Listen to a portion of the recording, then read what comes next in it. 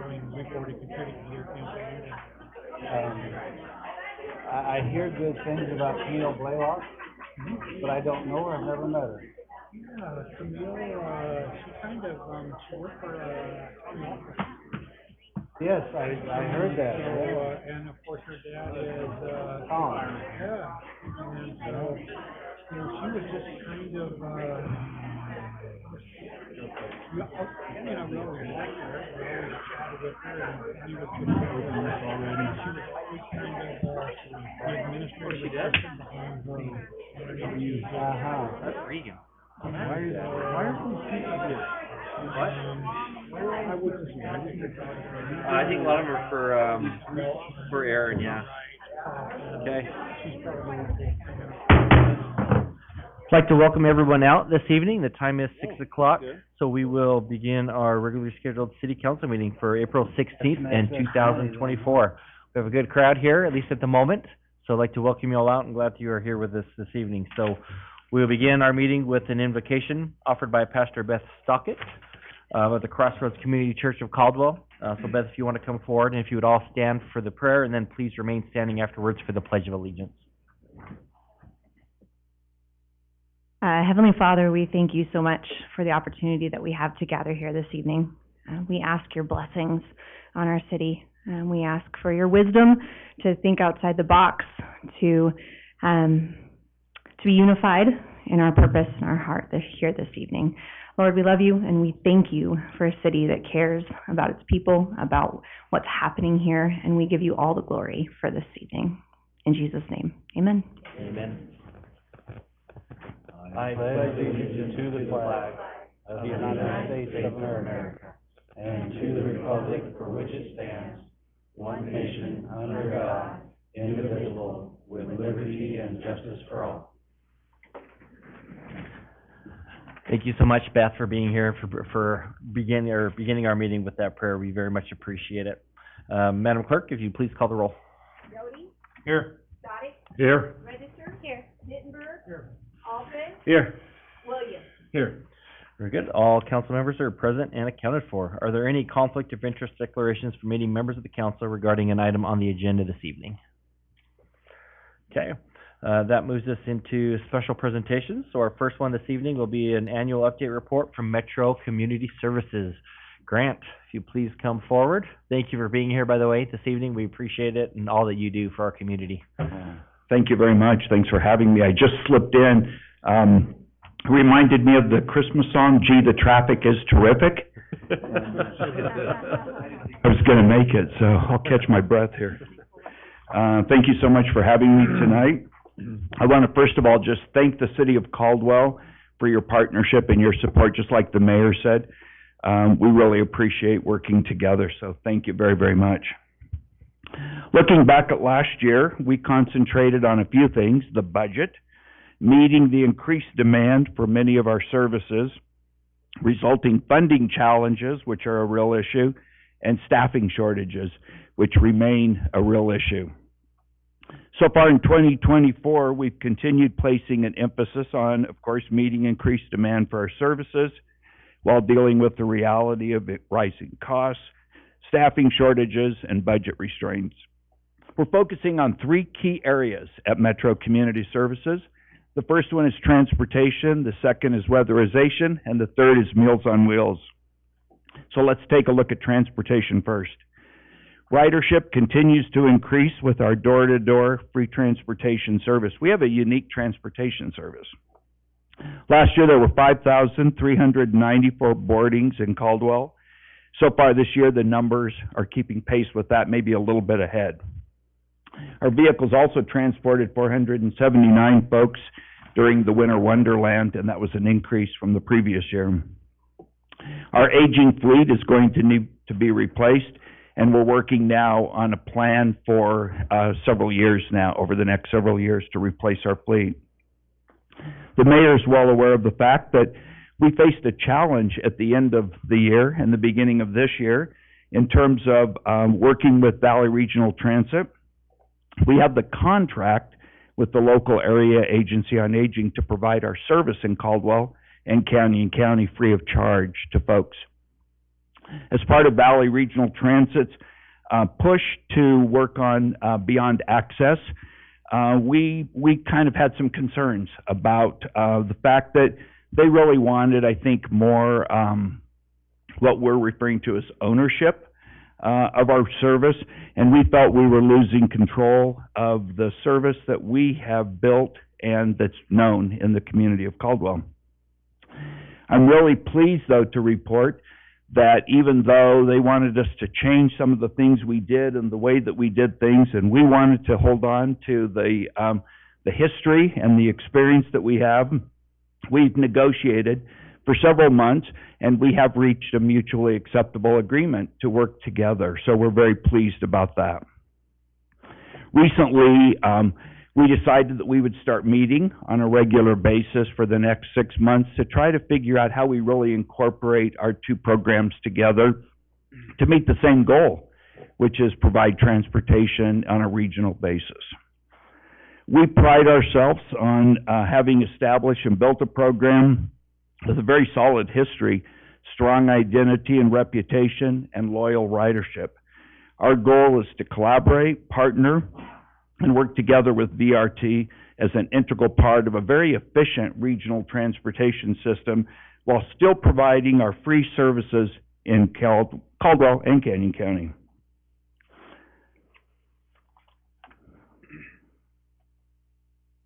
Yeah, let's see here. Pages are stuck together here. During the next several months, I mentioned we will be working together to try to figure out a way to maintain our independence, service model, but yet effectively work with them on their Beyond Access plan, because they really do have a good plan and a really good, strong desire to build a regional transportation system, and Caldwell's part of that. It has to be. We're in the process of rebranding all of our vehicles with our new Metro Community Services brand, and we will soon launch a Welcome Aboard campaign. It looks a lot like this, and it's in both English and Spanish, and it's called Welcome Aboard for a very simple reason. We want to welcome all of our passengers aboard our vehicles, and we want to focus on our passenger relationships. We want to have a surprise of an element of surprise sometimes. We want to talk about our quality service, our reputation, all of those kinds of things. And we think with the partnership that we think we have now with Valley Regional Transit and our Welcome Aboard campaign, that we'll be able to really do that and appeal to more riders in Caldwell and throughout Canyon County. Our next area of focus is weatherization, and 30 households in Caldwell received full housing and weatherization services last year. 14 have been served so far this year, and we're working hard to keep up with demand despite staffing shortages, but we've made some inroads here recently, so we're very pleased about that. The most common services performed include heating system replacements, that's heat pumps and furnaces, water heaters, windows, attic insulation, floor insulation, duct insulation, and HVAC. Our third key area is Meals on Wheels.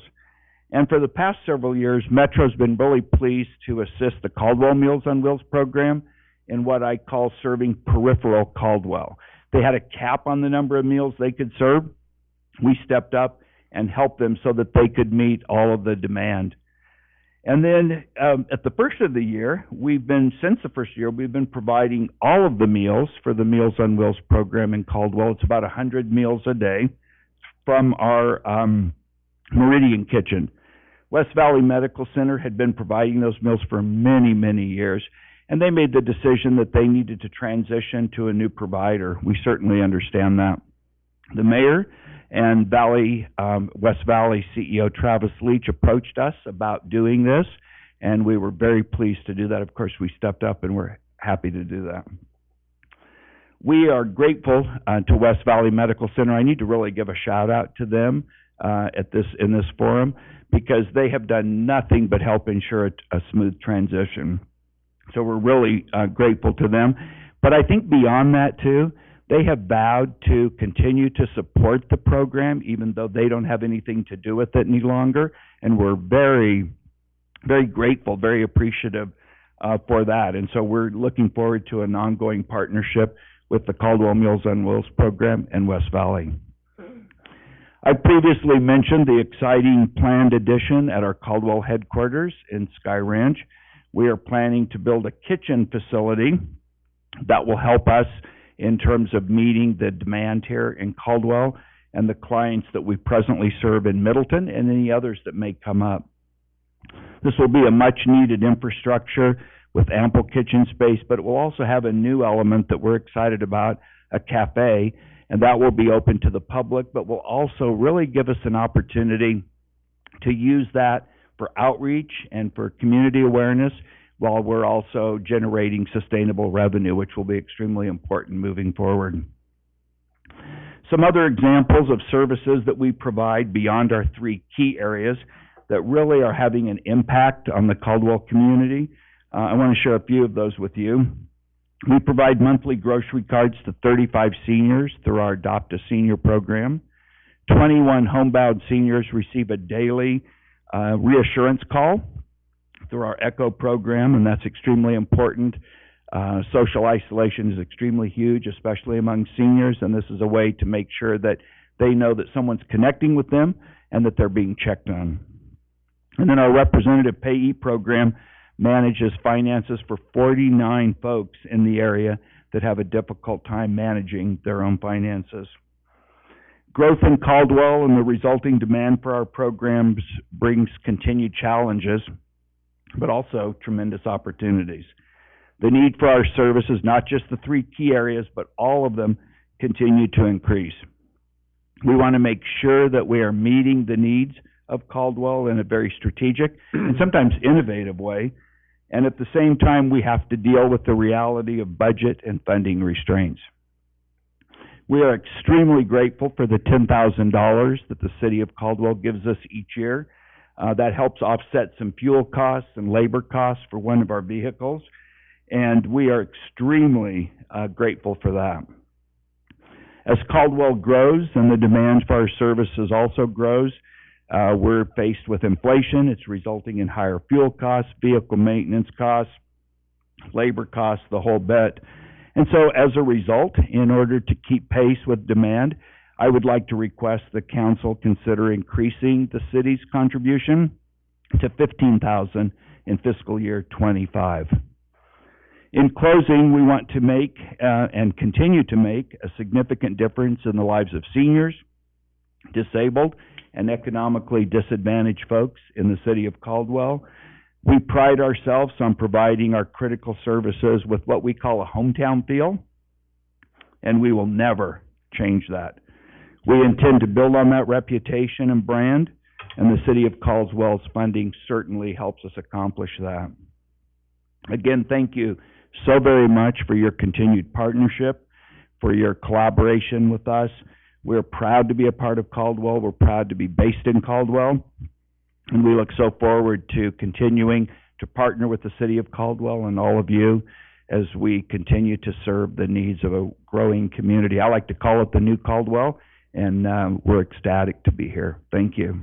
Yeah, and thank you to you. The thanks go right back for what you do in Metro for our community. And just, we're actually shows that we're on the same page because in the budget, now we haven't presented this council yet, but $15,000 is actually what we're proposing for this year. So it sounds like we're on the same page. I'd like to propose $20,000. No, I'm kidding. I'm kidding. 25, 30, 35. Yeah, there you go. Well, we yeah. greatly appreciate that. That makes such a huge difference, has such a huge impact. Thank you so much. Yes, well, it's still yet to be approved, but that is the proposal that we're looking at to help, as you mentioned, with the rising costs and everything and all that you do for the community. I appreciate that so much. Any questions from council? Mr. Mayor? Yes, Councilor Stoddard. Grant, do you folks go to Boise currently? With our transportation? So very good question. We do not for the most part. And so I'll just kind of go back a little bit.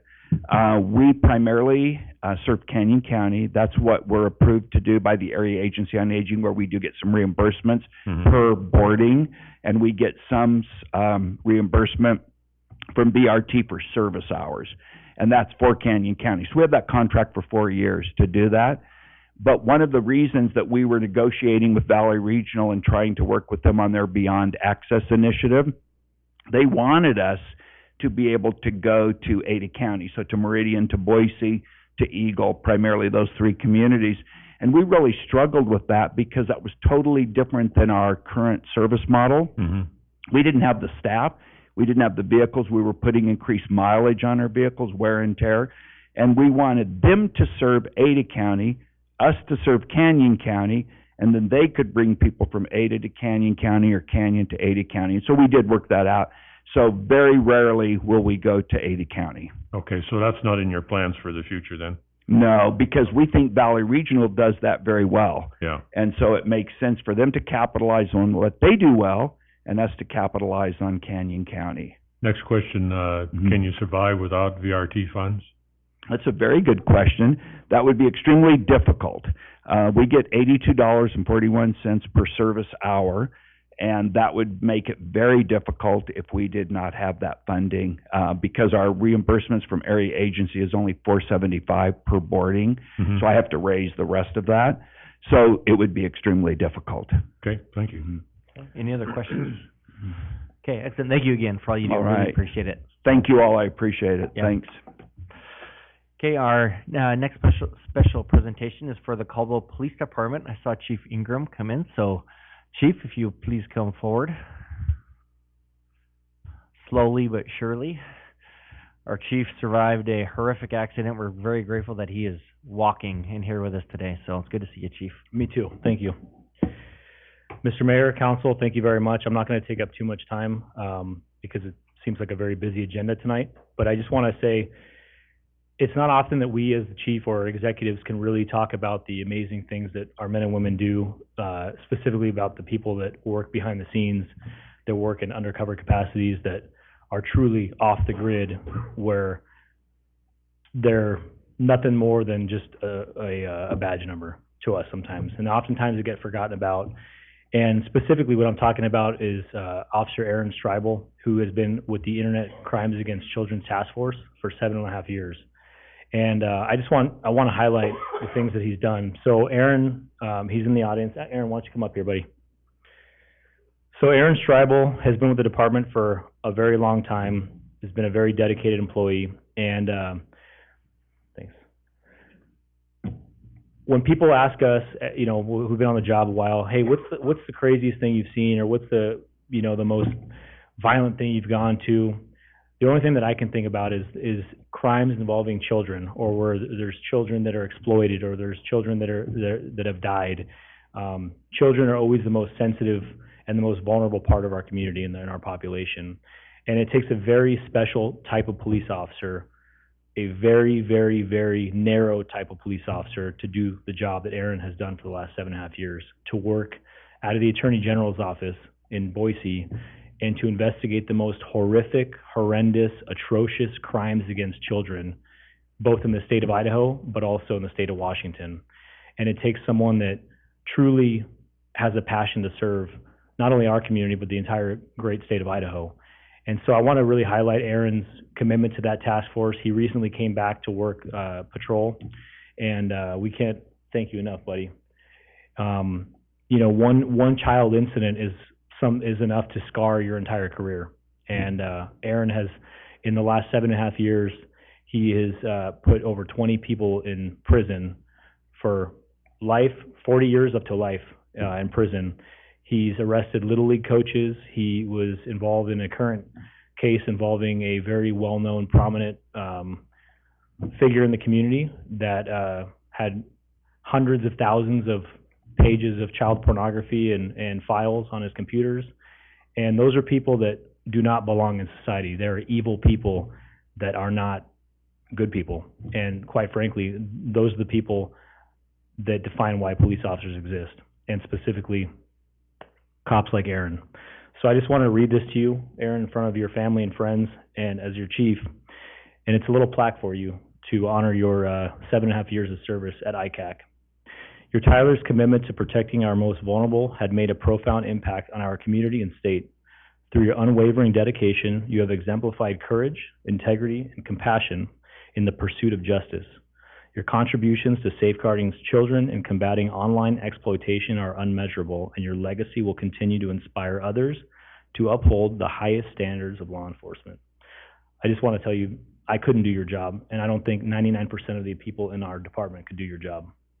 And it takes someone with grit, resilience, and a true understanding of what this badge represents at the very highest levels of trust and integrity and professionalism.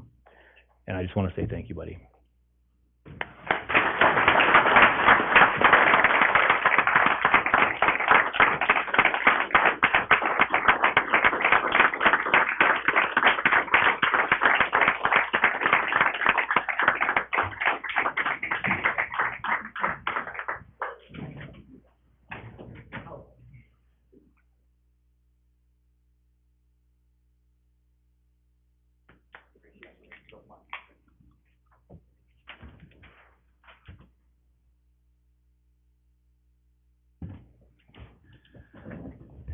Officer Stribel has my utmost respect for what he does, has for years, and Chief put it very well. I don't know many other people that could do what you've done, and so difficult, but so needed. And from the bottom of my heart, I'm sure all of council, thank you for your service and helping to protect, as was mentioned, the most vulnerable out there. So thank you, and to your family, because I know that goes beyond the badge too. So thank you to you also for supporting him in that role. So couldn't say enough great things about you. So thank you so much. Okay, so that moves us into audience participation, which we do not have any signed up this evening. So moves us into our consent calendar, and I know we do have an amendment to that. Mr. Mayor, Councilor Doty. I move to amend the agenda by moving consent calendar item number 5 to new business. As item, it looks like 9A is what's on here for further discussion. Very good. So we have a motion for amendment to the agenda as noted. Do we have a second? Second. So a motion from Councilor Doty and a second from Councilor Stoddard. All those in favor say aye. Aye. Any opposed? That motion passes. So do we have a motion for the approval of the amended consent calendar? So moved. So it's a motion from Councilor Stoddard and a second from Councilor Doty for approval of the consent calendar as amended. Any discussion on that motion? Okay, with that, then we'll get the voting. Oh, actually, we're going to go with Madam Clerk. Doty, Yes. Donnie, Yes. Register. Yes. Dittenberg, Yes. Alden, Yes. Williams. Yes. That motion passes unanimously. That moves us into update reports. We did move these up. We did have these at the end of the agenda. However, to try to afford staff the ability to leave and not have to stay around if they didn't have anything else on the calendar, I wanted to do these earlier so they can get home and be with their families sooner than later. So we'll begin with an update in regards to the Caldwell Municipal Swimming Pool. Julie, if you'll please come forward. Julie McCoy, 710 Irving Street, Caldwell, Idaho. So what is before you is just a little update of where we stand on the Caldwell Pool project. As you may recall, we are not going to be able to open the pool this year, so I'm just providing an update of where we stand now.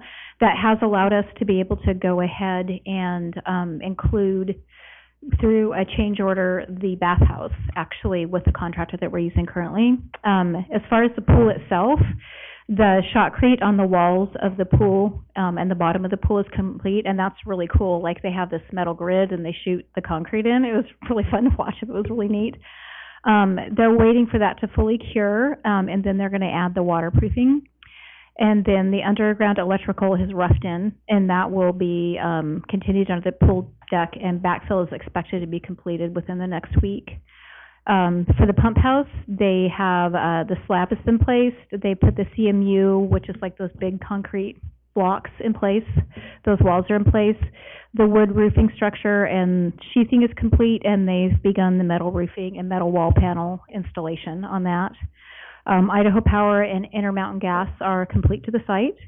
There were several trees that had to be taken out, and that has been completed.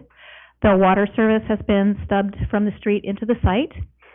Sewer service is complete, and the storm drain is being worked on now. There are a couple pictures here that show the pump house as well as the deep end and the shallow end of the pool. On the next page, this is just addresses the pool bathhouse construction and the budget. It will be a supplemental design with ALSC Architects and a subsequent change order with Benetton. This is going to save us considerable time and money as opposed to putting it out for an RFP, selecting a new contractor, going through that process. ALSC is currently putting the supplemental design contract together. They're working with Benetton directly during the design phase to ensure that costs will be minimized and lead times are being taken into account, because even though COVID is several years behind us, it still causes some delays and some issues we found with getting equipment and construction materials. The startup costs for FY25 for the pool were included in the Parks and Recreation budget this year. The cost of the bathhouse construction is included in the FY25 engineering budget, and a portion of that, which I can't speak to the exact amount, I don't think we figured that out yet, have we, Raylyn, from impact fees? Okay, so a portion of this will come from impact fees, because it is, as you can see, I've highlighted, it will be substantially larger than the old pool bathhouse was. And then we're working with the finance and HR departments on the staffing piece of this to get what we need to have the pool properly staffed so that we can open it in FY25. And this is just a little rendering here. The new bathhouse probably won't look exactly like that, but that's similar to what they have proposed. The final page is just a really rough estimate from the architects for the cost of the construction of the bathhouse. We don't have our final yet because they haven't finished the design, but they gave us kind of just a really rough estimate of what that might cost. So, yeah, if anybody has any questions, I would be happy to answer those. Thank you so much. Any questions? Mr. Mayor, Councilor Doty. this might be for Ray Lynn. On that project punch list of different things, the pool and the train whistle, are we over budget on those projects, or where do we sit financially? So for the pool budget, currently I'm working with engineering to stay within that budget. That budget was set at $4 million, and so currently we're not over budget. However, we're getting close to being over budget because of the costs, the change orders that are coming in. So if it does go over budget, we will be bringing that to City Council. All right, and Mr. Mayor? Yes. And in preparation for that, I'm guessing we'll decide if we're gonna cancel a project or draw money from somewhere else, correct? Yeah, it would still come from the general fund if that would be the approval, is asking for approval to continue, yeah. All right, thank you. Any other questions? Okay, thank you so much. Wonderful, Appreciate that. thank you. Okay, our next update is the City Council Community Relations Fund from our Finance Director. This was mentioned at the last City Council meeting in regards to the existing funding, what's left in there for projects and what was planned. So I gave a handout to everybody. As you can see, the budget that was approved for fiscal year 24 was $27,000, and I detailed that out to everybody of what was in the fiscal year 24. For what we've spent year to date, there's been just over $10,000 year to date spent. So you do have $16,642.21 available to spend. However, I will just say, you saw the Metro Community Services presentation. I did receive a letter request from them today for the $10,000, which is split between yours and the mayor's budget. So we will approve that $5,000 if that's okay out of your budget. Very good. Questions? Mr. Mayor? Yes, Councilor Doty. So I'm looking at the year-to-date actuals already, That is correct. and it looks like we've already given AAFB a donation. Would that come off the top of the list already? So I guess which ones are still owed, or which one do we normally give money to that's still owed? Is that in excess of the 16,000? Because I see a couple of duplicates. So there hasn't been the senior center, the seniors farm market, gals, Caldwell Health Coalition. Those would be the ones that have not been given yet. Okay. Also, I see 1, 2, 3, 4, it looks like 5 different items on here. We've approved some of these by recognition. I'm kind of interested in the porta potty rental for Winter Wonderland. Did we approve that for Winter Wonderland, or where did that come from? I believe that's the 2,000 miscellaneous that's always been in Okay. the city council budget, is my Yeah, understanding. that's a Debbie's thing, yeah, it's just been a standard ongoing every year for them. Yeah, okay, it was just, it's miscellaneous up above and just more detail down below, so, thank you. Okay, any other questions? Okay, excellent, thank you so much. Next update report is, well, I guess, yeah, you get to stay there, quarterly treasurer's report. So, when we went through our, part of state code is that finance produces a quarterly report. And the last time I did this, it was the very last page of your guys' packet. So I just wanted to, kind of bring a highlight to it. This is also posted on the city website under the finance page. But there's 2 pages to it. In your packet, I believe it's page 421 and 422. But there's a couple things, because it does go over year-to-date revenues, expenditures, kind of the breakdown by fund, and then the percentages that we've spent year-to-date. So you can kind of see where the budget is, as well as revenues year-to-date, and then cash balances. So I know we get a lot of questions on where the cash is currently and what that looks like.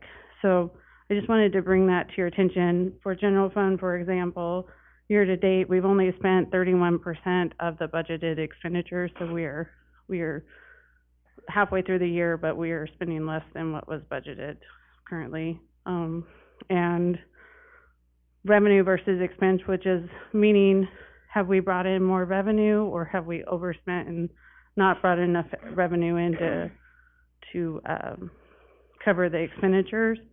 So for general fund, right now, year-to-date, we have brought in 2.4 more in revenue than spent in expenditures. So that's just a time thing, because of what time property taxes come in. So that, as months go on, that number creeps back to a negative and then gets positive again. So it's just a timing thing on that revenue versus expense. But I'll stand for any questions if anybody has any questions. But it is on the city website as well. So. Excellent, thank you so much. Any questions? Okay, very good. Thank you so much, Raylene. Appreciate all that you do. And our last update report is in regards to downtown lighting and cameras for public parking areas. So real quick before Bruce jumps in, so we had the opportunity last week, met down here just after 9. I think we got done around 11 p.m. walking around. So myself, Bruce Mills, Haley was there, also Rob McDonald, our city engineer, and Jose Menchaca was there also, along with some of our wonderful police officers that accompanied us on that walk. So just a chance to kind of look through the downtown at night to kind of see, you know, where can we increase, improve our lighting as we move into, especially with the parking meters and providing those free parking areas to make sure people feel safe in those areas. So I appreciate Captain Rosen and his squad that was there. And I know that Captain Rosen is working on providing a recommendation for cameras to be installed within the downtown core area to provide security for that, and then also the lighting on that. So Bruce is going to report on that part of it. So that's all you, Mr. Mills. Okay, thank you. Bruce Mills, Public Works, here to talk about the lighting. And there were definitely some spots we found downtown that could be lit better. One of the ones is immediately outside of this building, which you may know if you have to leave later after dark.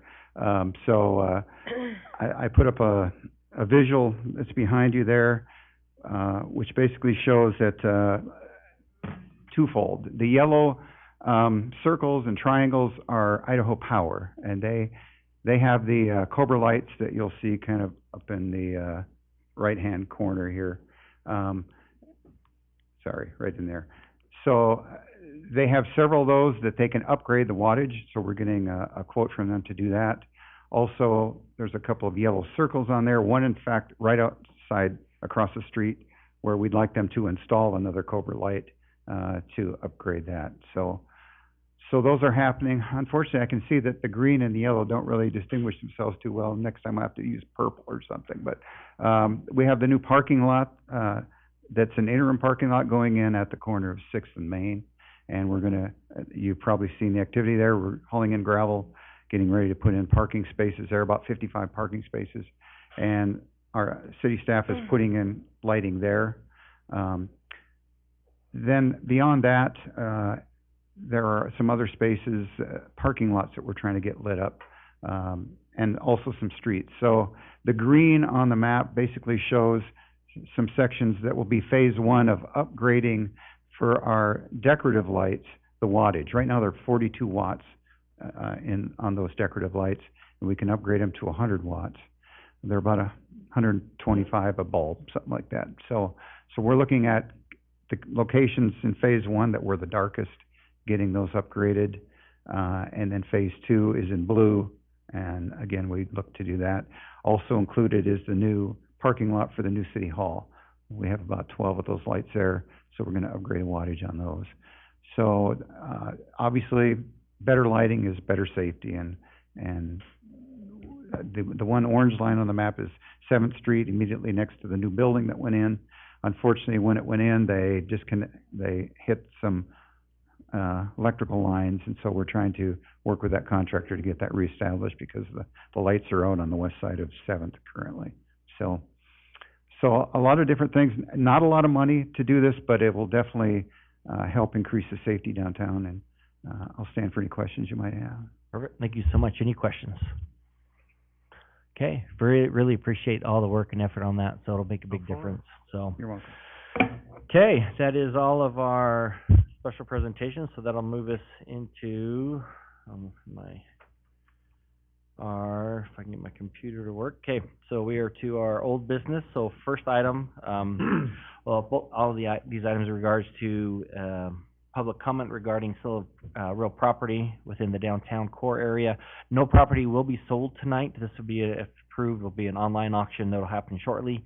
But this is to receive public hearing, comments, regards to that. So our first item is public hearing to receive public comment regarding the sale of real property being declared a surplus located at 709 Main Street. Yeah.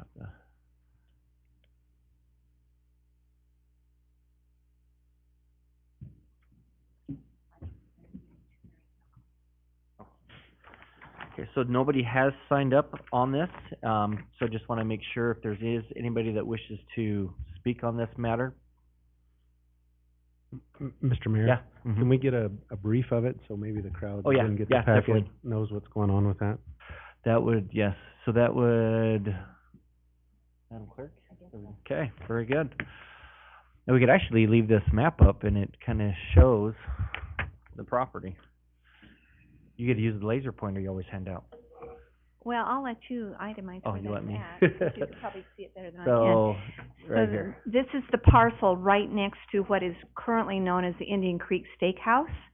There was, years ago, a building at that site that burned, and it has been kind of a pass-through from the, parking area there at the train depot to Main Street.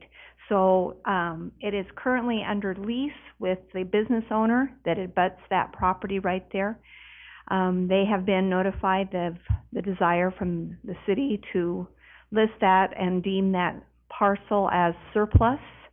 They have been informed of the hearing tonight. I do not see anyone here from that business. Are they here? No one's here? He's incognito. Oh, there you I didn't know are. that. You didn't sign up. Okay. So, the bottom line is that we worked with the Economic Development Director to have the property assessed with what would be the current value of that site, and that is what's listed there on your agenda, that the current value from a brokerage was assessed at $250,000. So that is what's been deemed as the current value of the site, and then of course you have the option tonight to review that. The other option of that tonight is, as we solidify that, then the disposition of the property will be through a public auction online, which we are working with a local vendor for that as well. Is there any questions in regards to that? Any questions from I council? have some comments Yes. about the property. Yep.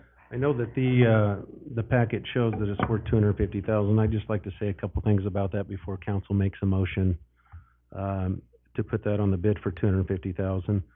So Dylan is in the crowd tonight. For those of you that don't know, Dylan owns Indian Creek Steakhouse. It definitely is a cornerstone to our area down here. My point tonight is that we have paid millions of dollars to other businesses in this area through urban renewal, Tillian being one. That sounds like now they've cut a power cord somewhere where our lights don't work out there, and taken full advantage of the $5 million we've given them. The county has accepted several $1 million from us for development in their area. I know Dylan wouldn't say this, so I've pulled some numbers. So I'd just like to go over those. He pays over $20,000 in taxes. He pays nearly $4,000 to the BID. He's donated $15,000 to the Blue Line. He donates $20,000 to Prime on the Plaza, $48,000 to CNR, and also to, I guess it'd be the Snake River Rodeo, $26,000. The Marine Corps, $1,000. Shop with a Cop, $1,500, and then it goes on and on and on of other private donations to that. So I'm not saying that other people certainly won't bid on that property, but I think we owe it to someone that donates very liberally to our community. You probably didn't like that word, did you, Dylan? But that I don't know, he goes above and beyond. I think he was even out doing snowplow removal when the snow got very deep. So my offer would be that, or my motion may be, or just questions to the council, is to start the bidding at like $10,000, and then may the best bidder win. Well, you make a good point, Councilor Doty. It does have to go through the public auction portion because it's being deemed as surplus with the, pursuant to the Idaho Code and City Code. So we can't obviously avoid that portion, but yes, Sure, you sure. could set the bidding option on that as to what we want to put it online for through the company. Yes, that's what I was referring to, and I believe the mayor commented that last time. We can either decide the $250 or some other number to start the bidding. Exactly. Thank you. That's your option. Any other questions? So, Councilor Stock, do you have Mr. one? Mayor. Yeah. I want to ditto what Councilman Doty said too, because that piece of property, you know, if we start out at $250,000, I just don't think that's a fair deal. Because, you know, it's isolated. Probably the only business it'd be worth to would be Dylan's business, and that's why I think we need to start out like Mr. Doty recommended, maybe 10,000, and it might not go to 250, but you know, I think that's the fair way to do it. Well, as currently, it is being used as a passageway and obviously an extended plaza for the steakhouse there. But prior to that, there was a building Yes, I understand. in that was demolished and Because right now, there's just some picnic tables in there, right? And stuff, right, yeah. and which is owned by the Yeah. Indian Okay. Creek Steakhouse. Thank you. So just a quick question for the attorney. Is there any statutory requirement as far as like a minimum bid, or can it be set dependent on the council?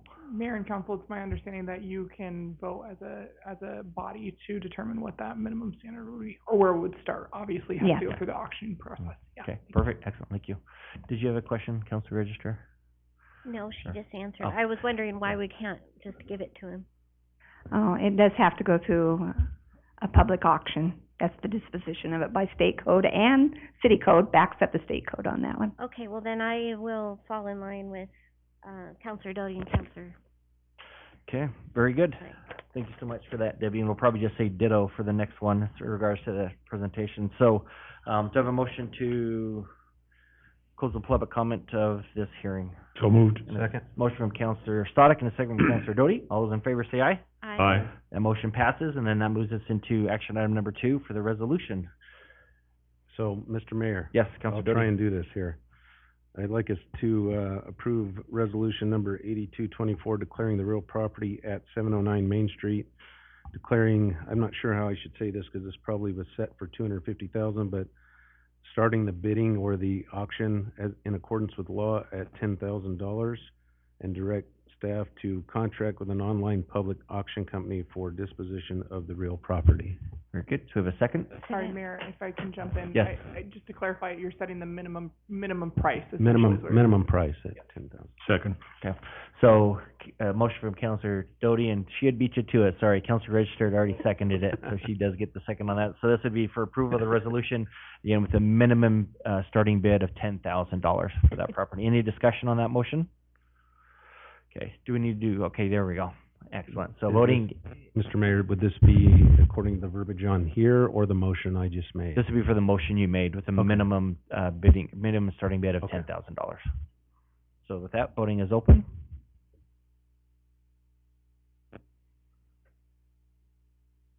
Yeah, mine's really gotta warm up. Yeah. There we go.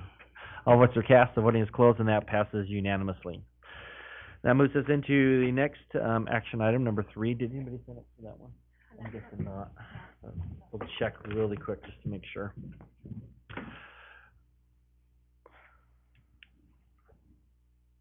And this would be, like I said, near identical, just a different property. Nobody signed up on that one. Okay, we can both back to you. This is, and again, the council has the option. So this one is at the corner of, it wasn't quite on that map that was up, but it was close to it. It was just north of that. So Kimball and Albany, the hard corner, that location, of setting, again, so actually, I guess there is nobody signed up. Is there anybody that wishes to testify on this matter? Do not see anybody. So do we have a motion to close the public hearing for action item number 3? So moved. And a second? A second. So I have a motion from Councilor Stoddard and a second from Councilor Register. All those in favor say aye. Aye. That motion passes. And then, again, this is for very similar, that hard corner of Kimball and Albany. Mr. Jenkins talking with some brokers. Again, we did not pay for a appraisal done, but just in discussion with brokers, the value is estimated at $650,000. And you have the same option as the last one if you wish to have that lower. And then also just so you're aware, if a bid is not received, then what that does, and correct me if I'm wrong on this, would go to the open market where then you could list it for sale at the amount that you wish to do so. Mr. Mayor? Yes. Just a clarifying question then, so if we put this out for $650 and it does not sell, do we have to come back and set another price, or how does that?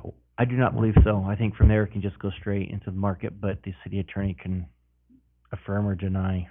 Mayor and Council, so when you look, it's actually in Article 13 of Chapter 1, and it just mimics the state code where if there's no sale or auction that meets that minimum price, it actually will go back to the city to kind of dispose of their discretion. But again, the sale should reach that minimum price. And so you would do auction, then sale at that. Does that answer your question? Yeah, Okay. that helps me.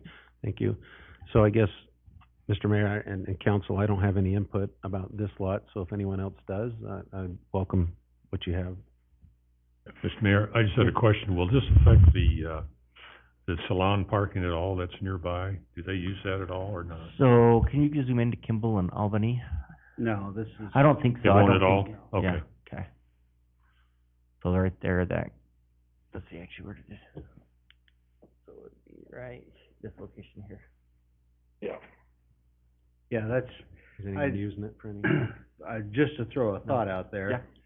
I would recommend reducing the price to say 100,000 or whatever, to make sure that we dispose of it and don't keep dealing with this, ongoing. Mm-hmm. This was a piece we inherited when we got, the Cleveland Mhm. project. And, I think it would be good to put it at a price that we could, move it. Start collecting taxes off of, There right? you go, Rather than yeah. have it be dirt. Very good. Is that a motion by chance, or? Okay. That is, sir. I would move to, include the language that we have here, but, I'm open to negotiation, but I would start the price at 100,000 and go from there if we feel like it's a 650 property and go from there. Okay, very good. So we have a motion from Councilor Allgood for approve the resolution with the caveat of a starting minimum price of $100,000 for the auction. Do we have a second to that motion? Second? The second from Councilor Doty. Any discussion on that motion? Okay, very good. Then with that, and again, this, just to clarify, is for the starting price of $100,000 for the minimum bidding on this property. So with that, the voting is open. I didn't touch. Now you got the buttons warmed up. It's just coming from the last one, I think mine carried gets forward. stuck sometimes. So with that, passes unanimously. That moves us, so that finishes old business and moves us into new business. So new business action item number 1, is case number CPM 23-13, Zone 23-12, Lexington Partners LLC request. With that, it is, Morgan, is it you I see coming forward? So Morgan will make that presentation from staff.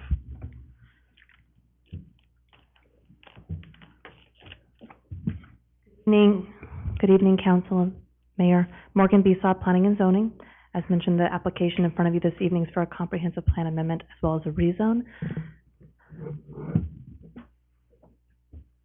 The parcel is identified on the screen in the red. It is a city-owned parcel. It's 0.82 acres. It's located approximately 825 feet east of Thomas Jefferson Street and Smead Parkway. The application is for a comprehensive plan land use map amendment from open space to high-density residential with an accompanying rezone application from C2 commercial to R3 high-density residential. The site is currently owned by the City of Caldwell, and it was originally anticipated to be part of the adjacent city park to the south, and it is therefore identified in the existing comprehensive plan as comprehensive future land use map as open space. The city decided to auction the property off as surplus property. A bidder was selected in early 2023, and a draft agreement was put together to sell the property to this individual. The potential buyer asked the city to rezone the property to high-density residential prior to the close of the sale to make sure that their desired use would be permitted. The city initiated a land use application in May of '23 for a comprehensive plan land use map amendment from open space to high-density residential, as well as a rezone from C2 commercial to R3 high-density residential for the approximately 0.82 acres. Last August 15th, 2023, the application had a public hearing before the City Council, and at which time the application was denied, in part to a lack of information at the time. The potential buyer has resubmitted another land use application for the same comprehensive plan land use map amendment and for the same rezone in order to provide additional information regarding plans for future development. So a little background or reminder on why the property was surplused approximately a year ago was because the property was posing a maintenance challenge. There was a need to fund capital improvements at the adjacent sports fields immediately south that are owned by the city. And the parcel was an infill property in an urban renewal district, the purpose of which was to encourage development in a manner that contributes to the city's tax base. So looking at the existing comprehensive plan map on the right and the existing zoning map on the left, you can see that the parcel is green, open space, as is the park to the south. I think that was anticipated to be park. We don't have a zoning designation that coordinates with open space. The closest zoning designation to open space would probably be public. You can see in the zoning map, though, that because we don't have a zoning district that coordinates with open space, it is currently identified as C2 commercial, and all the surrounding properties to the south and to the north are commercial. It is, however, approximately 330 feet to the west of the purple area, which is high-density residential.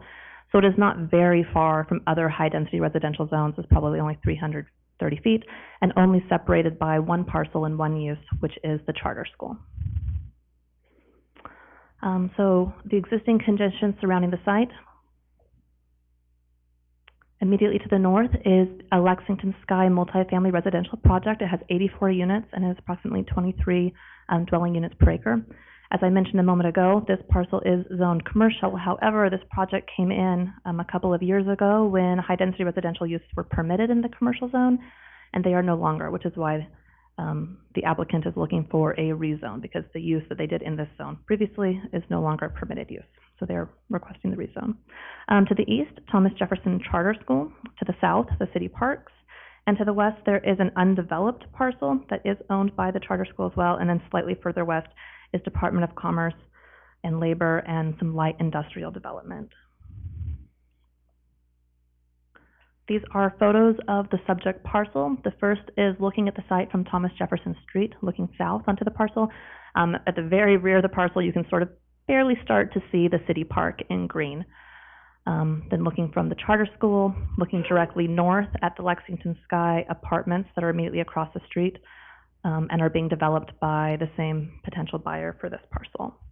And then the final picture is looking at the charter school from the undeveloped subject site.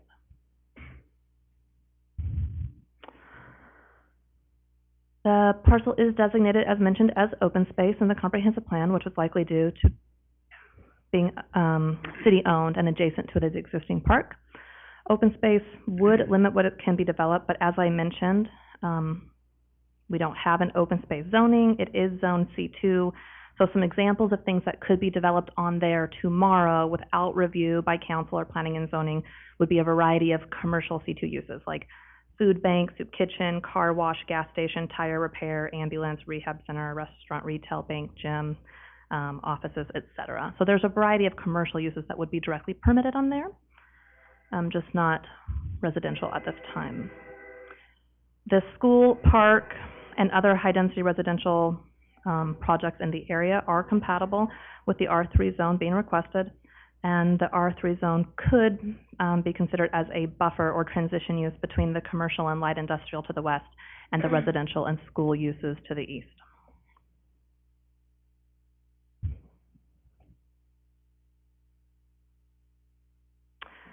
So there is no development proposal at this time.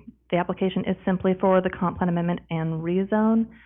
However, it has anticipated, and the developer can speak to this more when it is their turn to get up, that they are anticipating doing a second phase of the Lexington Sky apartment complex that you see there, and I believe they have looked at it and anticipate they could do 12 units. However, before that could happen, the developer would still need to submit another land use application for a special use permit, which would come back through the land use process and be evaluated at that time to make sure it complied with utilities, landscaping, parking, access, etc. Requests for agency comments were sent out. Comments were received from the fire district that provided general conditions of requirement that would be required at the time of development. And a letter of support was provided by the city's economic development director based on the close proximity of the parcel to existing utility infrastructure, efficient transportation systems, and an abundance of new jobs in the area with North Ranch and Sky Ranch. That letter of support is in your packet. There was also several public comment letters received that are also in your packet, all of which were in opposition and can be read. Staff finds that the proposed request aligns with several policies within the comprehensive plan, such as planning for anticipated population and households in the community that could be supported with adequate services and amenities, guiding growth and development of land uses in such a way that is taking advantage of existing utility infrastructure, and allowing for higher density development as a means to support public transportation and existing jobs. The plan is also in compliance with code if the council chooses to approve the comprehensive plan map amendment this evening. The Planning and Zoning Commission recommended denial of the applications, and staff recommends that if the council chooses to approve it, that it would be subject to the conditions as specified in the findings of fact. And that is everything I have this evening. Very good. Thank you so much. Any questions from council? Councilor Williams. Thank you, Mr. Mayor. You saw my little green light come on, obviously. Yeah. Morgan, thank you. I remember hearing this before, and I remember thinking, I don't have all the information. And I've made up my mind, when I don't feel like I have all the information, I'm just going to be a no vote until I feel like I have the information I need. And I appreciate what you presented tonight for a couple of reasons. It clearly demonstrates to me that what is being proposed on this property is congruous with what is right there adjacent to it, really, with the other multifamily housing. It also makes me think, would I rather have a gas station here next to a school in front of apartment buildings, or would I rather have more apartment buildings?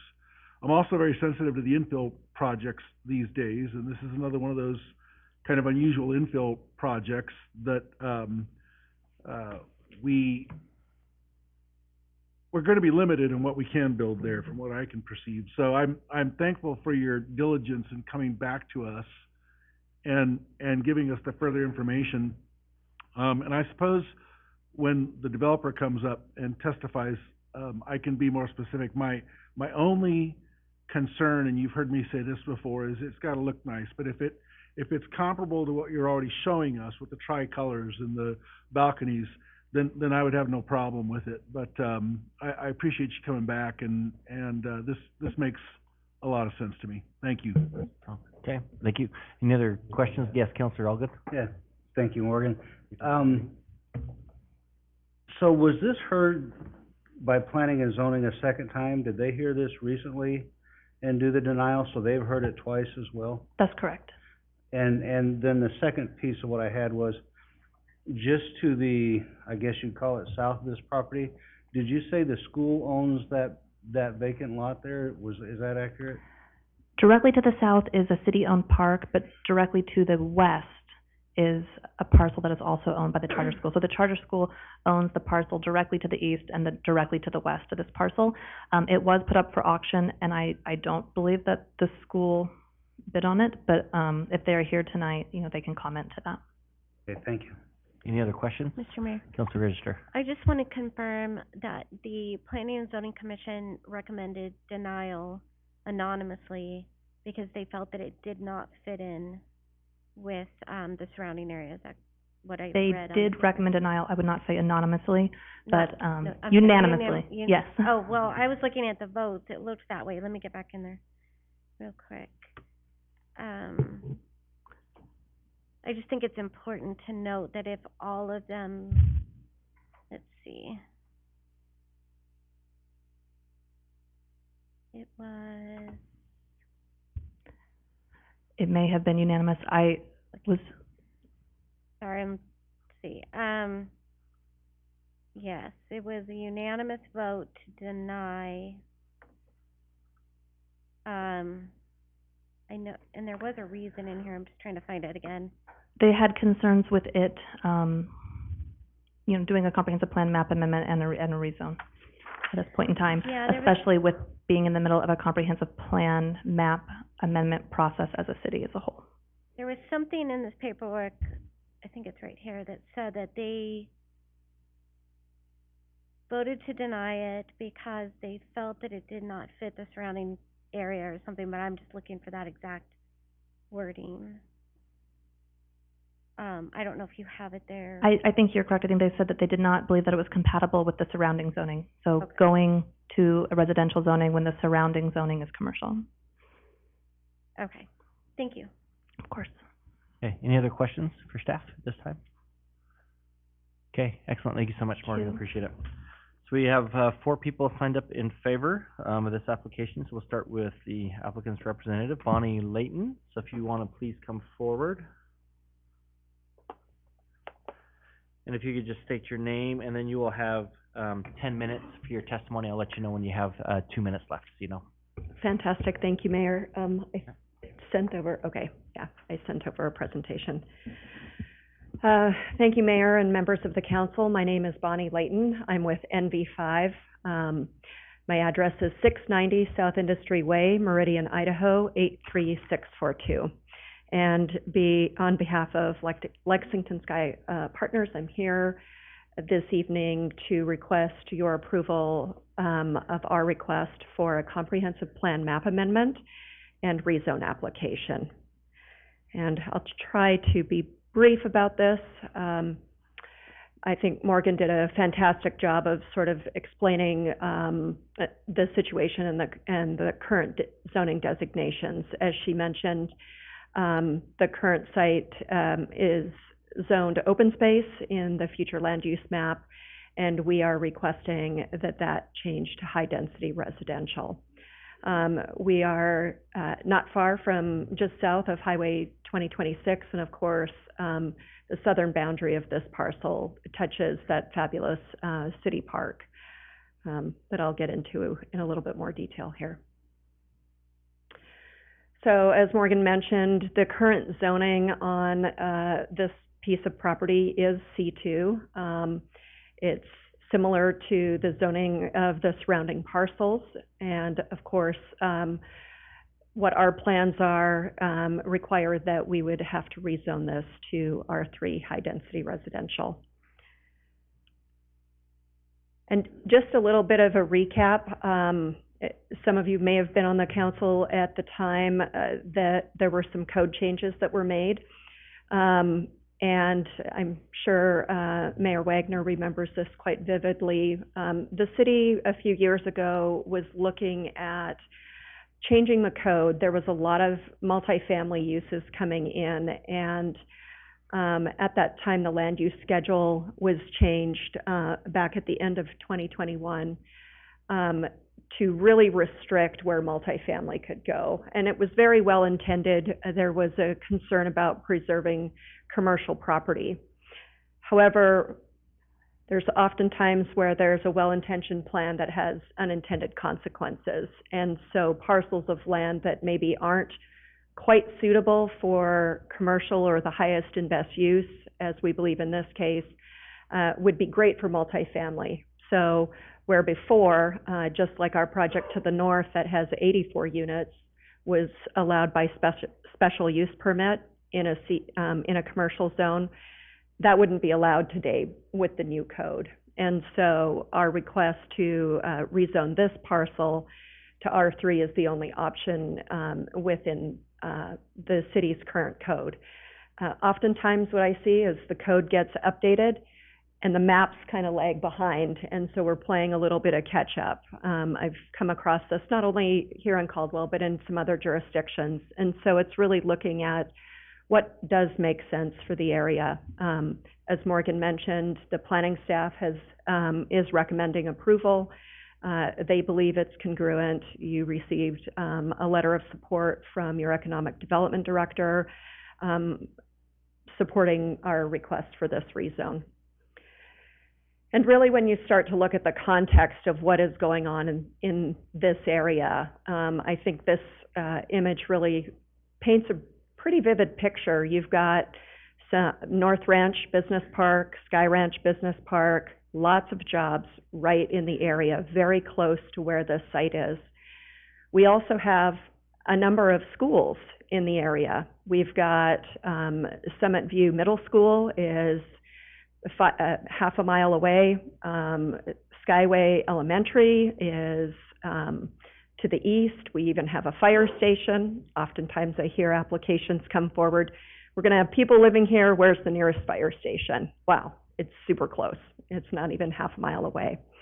We've got the charter school on our eastern boundary, and even Van Buren Elementary School is only less than a mile and a half away in a radius. Obviously, there's traffic pattern.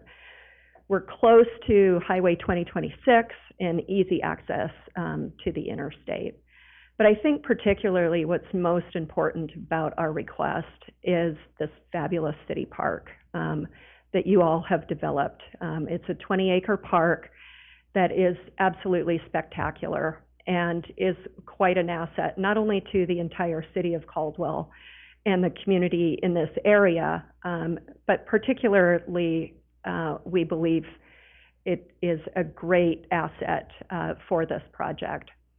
So as we take a closer look at how this is, how this area has been developed out, you'll see that we have the image on the left has a larger rectangular box.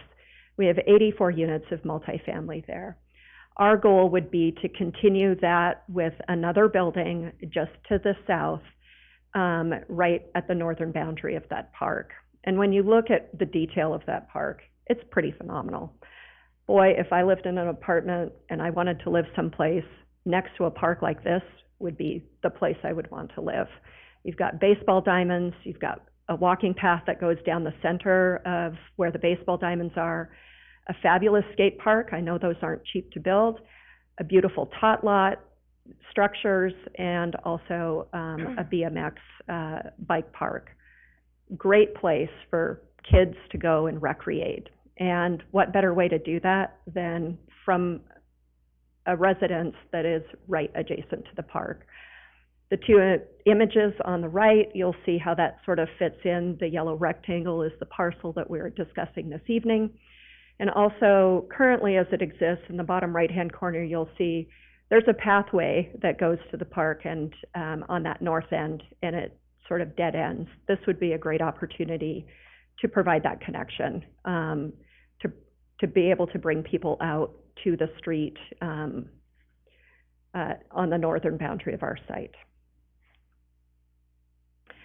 So as we mentioned, the first step in this process is to do a comprehensive plan map amendment and the rezone. And really, again, our plan is to continue the development of the Lexington Sky Apartments. This would be managed by the same group, built by the same group. It's really just a second phase of that. I've provided in this slide a preliminary site layout of how that would actually fit into the site. But this project or this parcel would utilize all of the amenities of the adjacent 84 units, the amenities in that project. And you know, there's the potential for a pedestrian connection to that wonderful city park.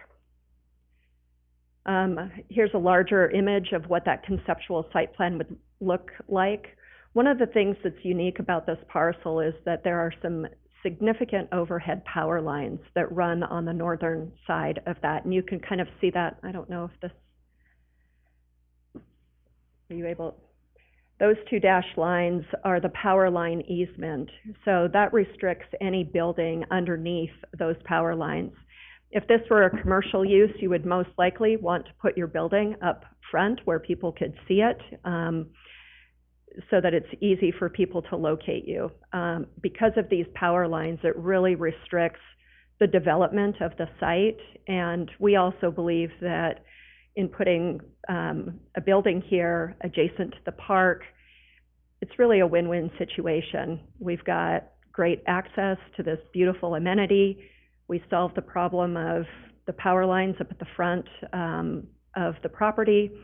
And then also just looking in general where this is located, it's quite a ways off of Smead Parkway, quite a ways off of Highway 2026.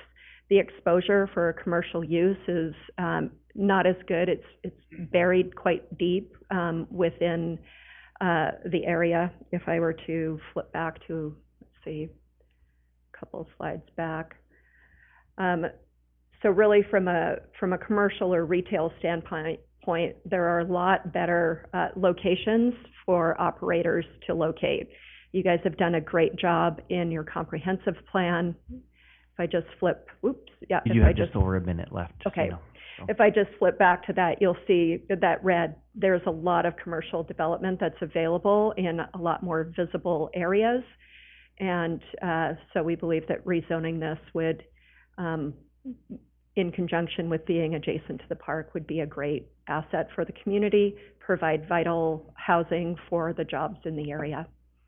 And with that, I will stand for any questions. All right. Thank you so much. Appreciate it. Questions from council?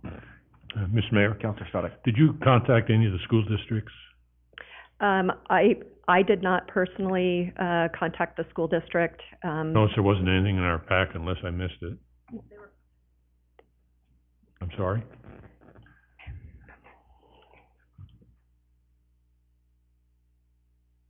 Morgan Bissett, Planning and Zoning. The schools were contacted through our agency distributions, as we do with all land use applications. If there was no comments from any school districts in the packet, it's because no comments were provided to us by any of the school districts. Okay, would this project be in Valley View or Caldwell District? I believe it's Caldwell, but it would be identified on the front page of my staff report. On page 1, it would be identified. Okay, thank you. Other questions? Mr. Mayor. Yes, Councilor I just Register. have one question. Was this lot purchased before or after the code change? This, I would have to defer to my client for that. I can answer that question on rebuttal. I believe it was, I think the code was changing right at the time. Or maybe I could ask Morgan, if it had been purchased before the code change, would they have then been grandfathered into the automatic use permit from before? So if the property was purchased before the code change, but no applications had been submitted, no, they would not be entitled to the uses of the code at the time of purchase. They'd be entitled to the uses in the code at the time an application was submitted. And then, do you know when the codes were changed? What year that was? I don't, but I believe that Bonnie said 2021. But we can double check that, and I can get back to you. Any other questions, Councilor Register, at this time? No, thank you. Any other, yes, Councilor Allgood. The developer, on the apartments that they built across the street, those are very nice. And so it just kind of made me curious, why you're doing this in two pieces and didn't do a comp plan change and a PUD at the same time. Was there a reason for that? Mr. Mayor, Councilman Allgood, this was the first step. I believe it's sort of related to the transaction that the developer has with the city in order to do that. That hasn't completed. I forgot about that. Yeah. Thank you. Any other questions at this time? Okay, thank you so much. Appreciate it, Bonnie.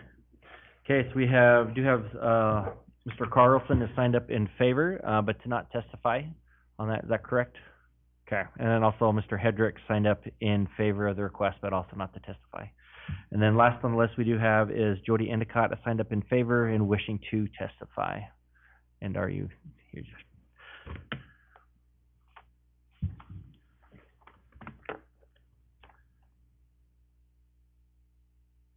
So if you just state your name and then also just confirming, so you did sign up in favor, is that correct? No, I Okay. signed in favor of speaking. Okay, very good. So we will move you from the in favor to the, are you in opposition? Yes, Okay, so we'll move you on over to there on that, so and I'm happy to sign an initial as well. that's all right, we can move it over for you. Okay, so you'll have 3 minutes for your testimony, and then after that, stand for questions from council. I'm Jody Endicott. I'm the principal at Thomas Jefferson Charter School. My home address is 6916 Map Rock Road in Caldwell. We own the land. Thomas Jefferson owns the land on both sides of the parcel that's under consideration tonight. Thomas Jefferson Charter School does not support amending the land use map from open space to high-density residential. The safety of our students is a concern due to increased traffic, congestion, foot traffic. We feel adding more high-density residential to the area will exacerbate the problem. There are 84 apartments, the Lexington apartments next to us, and then also to the on the other direction, to the north of us, there are 55 apartments. They're not part of the Lexington, but 55 apartments have been built there, as well as the 84 that we're speaking of that have just been built, and then the request, of course, for 12 more next to the baseball field. We've added fencing, gates to increase security on our playgrounds and sidewalks. We've added magnetic door locks to the entrances to increase security and safety of our students. We've added additional no trespassing signs. We've added additional exterior lighting for student safety, as well as to identify trespassing disturbances and or damages. We've added cameras to our exterior to assist with identifying after-hour trespassing disturbances and damage. Hiring an SRO to assist with safety and security. With these added security features, we are still finding excessive dog poop, vape cartridges, cigarette butts, litter, displaced landscaping, etc., on our playground and fields from residents of the neighborhood or visitors to the area, apartments, housing, etc. We've had trespassing from folks who use our playground, our property as a playground, a dog park, etc. This is not good for our students' physical safety and health, as well as peace of mind for our students and parents. I was asked by Planning and Zoning at the previous meeting if TJCS would be interested in purchasing the parcel. I've asked the board, and they are interested in purchase of the parcel. Thomas Jefferson Charter School is asking City Council not approve this comprehensive plan adjustment nor the rezone. We ask this for the health and safety of our school students, staff, and patrons. Very good, thank you so much. Mr. Mayor. Questions from council? I Council Register. I'm sorry, who did you say might be interested in buying it? The school, Okay. yes. The school owns the rest of that piece right there and would be interested in purchasing the 0.8 acres. Okay. I appreciate you speaking. It's something Thank very you. similar has happened near where I live, and I don't think when we look at these that we really appreciate what happens to the neighborhood and the increase in traffic and the increase in the littering and all of that kind of thing. It concerns me that it's next to a school and that we have 12 letters in opposition to it as well as the school. And if you feel that somebody else is interested in buying it that could benefit the school, that would be where I would fall. So I appreciate you coming and saying that. Thank you. Councilor Doty? Yes, so is the reason the school didn't originally bid on it is you didn't know there would be a proposed change and you'd prefer it to have been commercial there? Or can you just explain that a little bit? We were not informed of the bid. It did go through the process where it was advertised in the newspaper, the advertisements that need to occur, but we were not informed, so it caught us by surprise until we saw that there was a zoning request and possible developing of the apartments. Thank you. Yeah, Councilor. Mr. Mayor, being a principal, will you have any idea why Valley View didn't say yes or no? Because usually they're here testifying that they're overcrowded and you know how that goes. Have you any idea? It's located in the Valley View District, but Thomas Jefferson Charter School is our school. We're not affiliated with the district. Would you have any idea why they wouldn't object to it? No? No. Oh, okay, thank you. Councilor Williams. Thank you, Mr. Mayor. And perhaps this question is more for our attorney, but I'm not sure we can just change now that it did go up for auction and it was purchased and kind of change our minds without putting it up for auction again and just award it to the school. So it's kind of unfortunate that you weren't aware and didn't bid on it, but, council, am I mistaken on that, or can we just say, King's X, and how would we go about that if the school now decided they wanted to bid on it? Mayor and Councilman Williams, without doing further research, just off the top, I agree with your first assessment that it doesn't seem as if that's feasible to just X out the prior, plans that we had for the property or the procedure that was followed for the property. So I don't know that that's the appropriate kind of consideration at this time. We can do some more further research on what maybe options are for the property, but it doesn't seem as if putting it up for bid again would be appropriate in this situation. And I appreciate you coming as well. I was surprised that nobody was signed up in opposition, and so I'm glad you're here. My concern for you, though, is if it does go up for bid again, let's just hypothetically say that this council were to turn down this proposal and then this land purchase were to be opened again. If you weren't able to be the highest bid, the question comes back again, what would you rather see there? Would you rather see a gas station or some of those other commercial uses? I think it's tough because it's an infill property. So I'm sympathetic but concerned that the proposal might not really be the solution you're looking for. Does that make sense? Correct, yes. Thank you, Mr. Mayor. Yes, for sure. Yes, Councilor Mayor, I Doty. would just comment that if I were to vote no on this tonight, it wouldn't be because the school district would be interested in it. It's simply because they're asking for an amendment to it. So I just wanted to make that clear. Yes, Councilor Register. So, there we go. That's better. The people that are proposing this development, they have bought that space then, or they have not locked into a contract yet based on what happens tonight? Morgan Bisa, the contract, I believe, is pending. There was a bid, I believe the city accepted it. I don't think the contract was finalized. So is it contingent on what happens tonight? Like, can they, if it's voted no, they can walk away? I would defer to the attorney on this one, but I don't think the sale was actually written in as contingent on this application going through, but I would defer to our attorney on how we would want to follow up. I guess what I'm trying to figure out is where they are then in the process. Like, if this were voted against tonight, are they out? Do they still have to buy it? And I can jump in there too, and correct me if I'm wrong. So the sale has not been finalized pending this. This is not part of the contingent, but it was pending this hearing. If they do have that option, if I'm not mistaken, to walk away. So they do not have to purchase the property, if I'm not mistaken. If that's the case, and it's voted no, and they have the option to walk away, and they do, then would that automatically put it back up for bid? I'll defer to the attorney on that one. Mayor and Council, again, we can get kind of a better understanding of what that would look like. I just would remind you again, this is a quasi-judicial matter. So when we are considering rezone applications or comprehensive plan amendment applications, we would want to make sure that we're voting based off of what's being presented by the applicant and kind of compare it with what our expectations are of the comp plan amendment, not with future expectations of what could happen to the property should the vote be no, if I'm clarifying that. Okay. Yeah. Thank you. Any other questions? I have a question for Mr. Carlson. I just kind of want to clear up this timeline some that we're discussing here. Because I believe this contract's been in place for a long time. Mm-hmm. And that may be good, maybe a rebuttal. We can have him come up and clarify on that. Any other questions for Jody before we move on? Okay, excellent. Thank you so much. Appreciate you being here. Okay, so time for rebuttal. So Bonnie, if you want to come up and maybe Mr. Carlson stay close by, sounds like there may be some questions for you. So you'll have 5 minutes for your rebuttal testimony, and then stand for questions.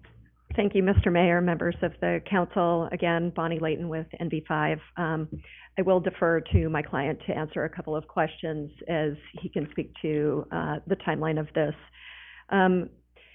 Really what we're looking at, I think what your staff has seen both from the planning department as well as from economic development is this is an appropriate place to continue developing residential uses in this area. As I mentioned before, the park is a fantastic asset.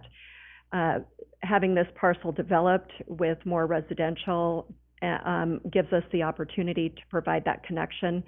So people probably won't be as enticed to trespass on private property like the charter school, but actually use the city amenity, this wonderful park that has multiple aspects to it.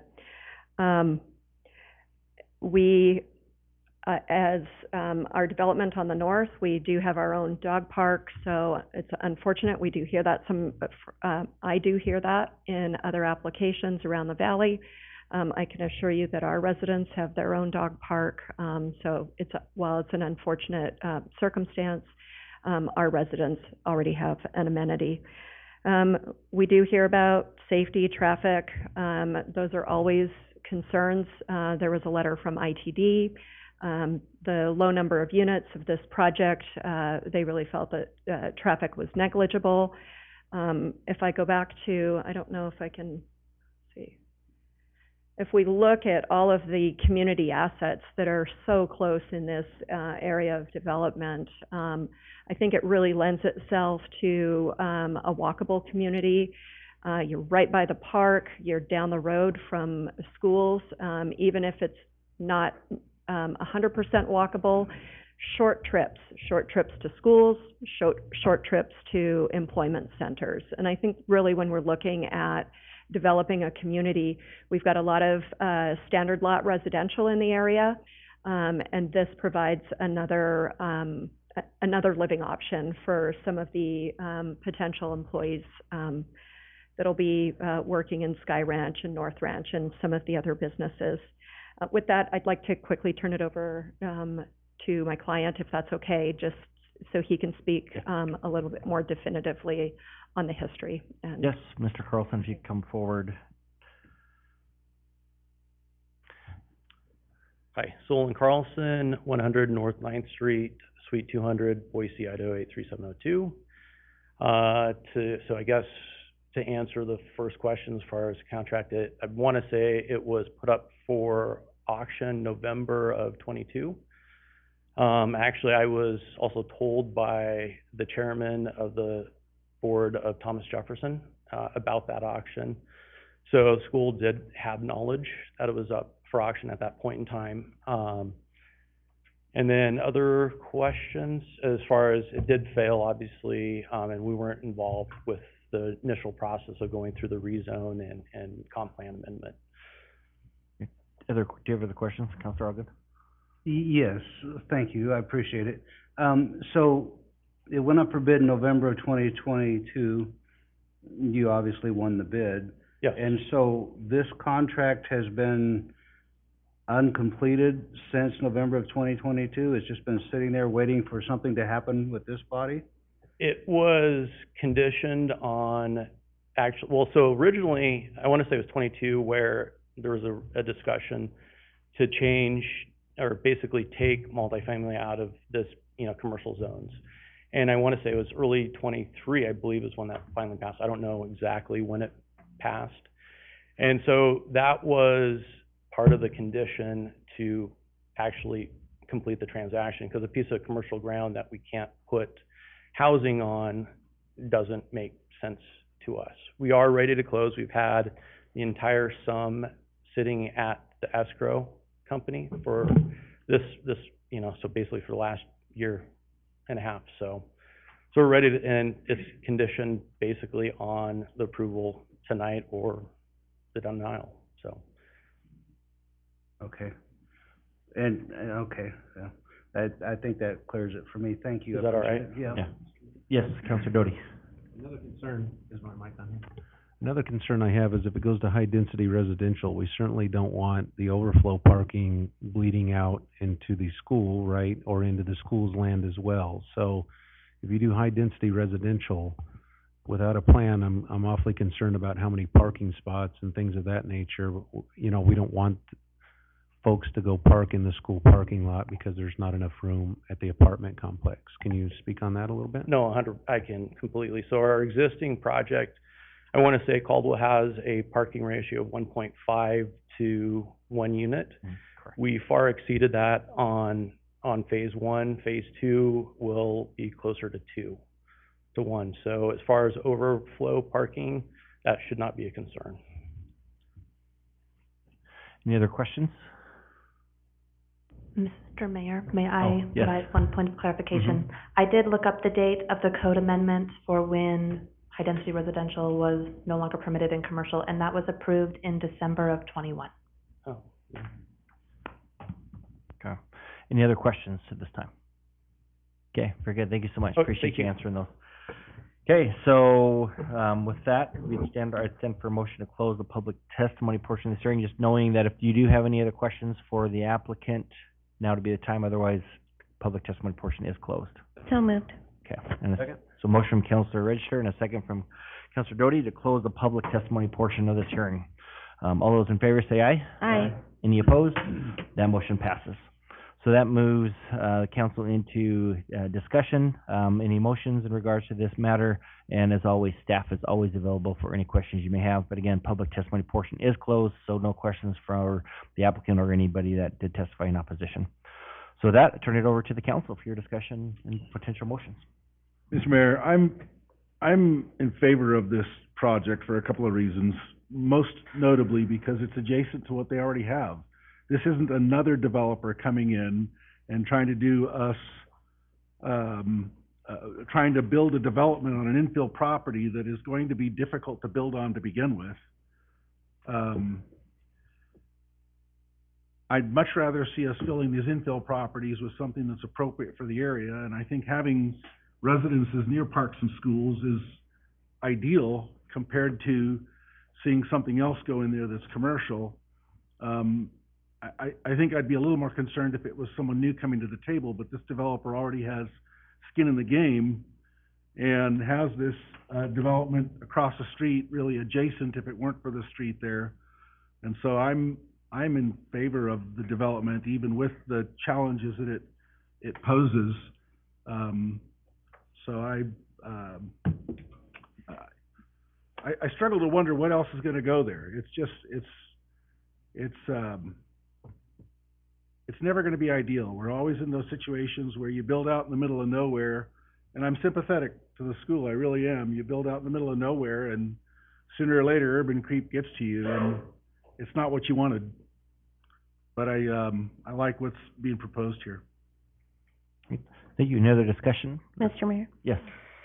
I just want to note that in our packets, we have at least 12 letters from community members that are opposed to this project, the school, and a unanimous denial by the Planning and Zoning Commission. So regardless of what goes there in the future, I'm going to listen to our community. Okay, thank you. Any other discussion? Councilor Dittenber. Mr. Mayor, thank you. I appreciate this project also because we have this great discussion in our community about whether or not we want to do infill or whether or not we want to take farmland out of production. And I applaud the applicant for making a what would appear to be a decent looking project out of less than an acre of property. And it reminds me of a conversation you were all here with, because I remember sitting out there looking at it from the other side about the gentleman who said, we can't develop this lot because I shoot arrows in my backyard and sometimes my arrows go over there and that's why we can't build a lot. And I think this is a classic symptom of hindsight vision being 20/20, meaning they're never going to do anything with that lot. Oh crap, they're doing something with the lot. Now we're interested in it. So I applaud the applicant. I think this is a good project, and it's difficult. I understand the opposition. I understand planning and zoning's opposition, but, I think we, have the right and the opportunity here to, make a decision. And, I hope we would, approve this project. Thank you. Any other discussion? Yeah, just add one comment, and this is a struggle for me because I certainly understand where the school's at, you know. People using the school's property as recreation and stuff, I understand what they're at.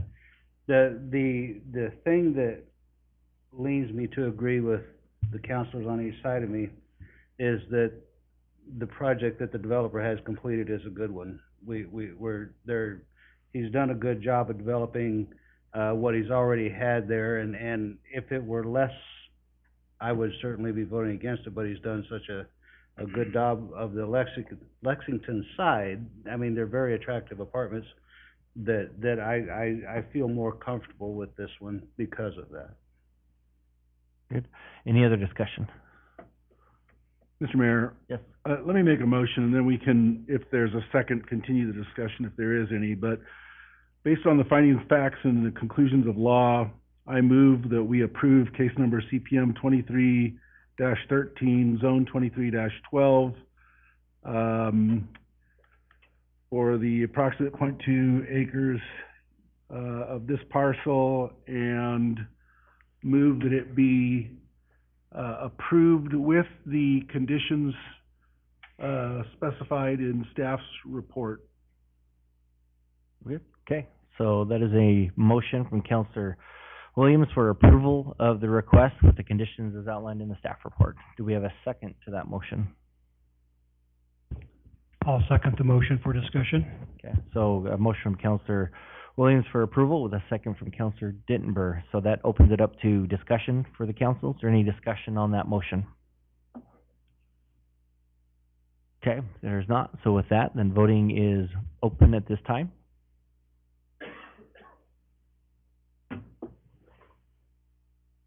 And all votes are cast, so voting is closed, and I had a feeling that might happen. So we got a lot of red and green on the board. So those that are at home that perhaps cannot see, so there's 3 in favor, Councillor Williams, Councillor Allgood, and Councillor Dittenber, with 3 in opposition, Councillor Doty, Councillor Stoddard, and Councillor Register, which leaves that up to me, where I don't get a vote very often on that. So I had a feeling that might happen after the discussion, so I was thinking of it in my mind. So I do have a couple of questions, if that's all right, just before I do vote. So it was mentioned the conditions, and I'm trying to remember the number of conditions in there. Is there any conditions in regards to the proposed layout that was given to like comply with, be in substantial compliance with the proposed layout, landscaping design of the property or the project? Morgan Bisa Planning and Zoning, there were no conditions, because the applicant would be required to submit a special use permit in the future before they develop, so it will be coming through again. Okay, that is true. I appreciate you bringing that up. I forgot that it does have to come back for a special use permit on that. So in regards to, I appreciate both sides, you know, to the right and to left, understand their concerns. The concerns of those that voted in opposition, and I'll also understand the desire for those council members that did vote in favor of this, in regards to the need for housing, the existing residential that is in that area. So it is a difficult vote, because I do understand the school and their needs and concerns, but also the need for the housing that we do have. Affordability is an issue. The area has changed in that regards. I did like the layout. I did have concerns, you know, in looking at it, is this right next to it with the project that is located completely to the south portion of the lot on that. So with that, I will vote in favor to break that tie for approval of the project, but also just knowing that this does need to come back for a special use permit, obviously, and there's a good chance, I'm guessing, it may end up here again on, and I'm guessing you're thinking that as well, as a potential need for appeal. And I know for me, I would need to see the same layout where that property is, or the potential residential unit is located as far south as possible, because that moves it really close to that parking area away from the actual school. Gives it some substantial distance from the street on that. So that is one thing that I did really like about that, was the distance on the back. So with that, that does approve the project in that regards. For the rezone, and again, for anything further, does need to come back for another special use permit, and further hearings in that regards, which should go initially to the Planning and Zoning Commission for their decision. With that, I stand for a motion to close this public hearing item. So, second. That's a motion from Counselor Doty and a second from Counselor Stoddick. All those in favor say aye. Aye. And that motion passes. That moves us into our next item. Actually, we're gonna do action item number 3, which is, the housekeeping item for the rezone. So that action item number 3 is, again, the bill and ordinance for case number ZON 23-12, with a request to move for its passage by title only and approve the summary for publication. Do we have a- Mayor. Yes, Counselor. Yes, we're gonna do 3 just because it's somehow got Up there. separated, Okay, yeah, thank on you. that. Counselor Williams, Yeah. Sorry. it's all you. Yeah, thank you. You have the floor. Mr. Mayor, I move to sponsor Bill number 2, ordinance number 3564 for case number, ZON 23-12, move for its passage by title only and approve the summary for publication. Very good. So we have a motion for that sponsorship of that bill and orders. Do we have a second? Second. That's a motion from Counselor Williams and a second from Counselor Denver for passage of bill number 2, ordinance number 3564 by title only and approving the summary for publication. Any discussion on that motion? Okay, with that, the voting is open.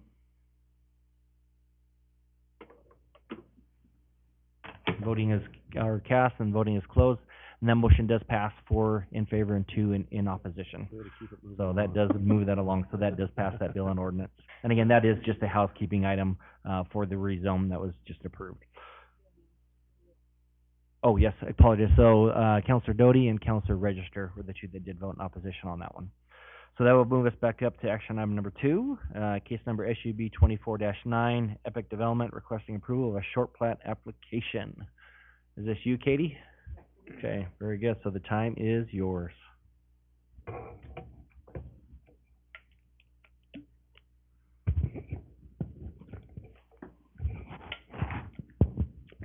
Thank you, Mayor and Council. Katie Wright, Associate Planner, 621 Cleveland Boulevard.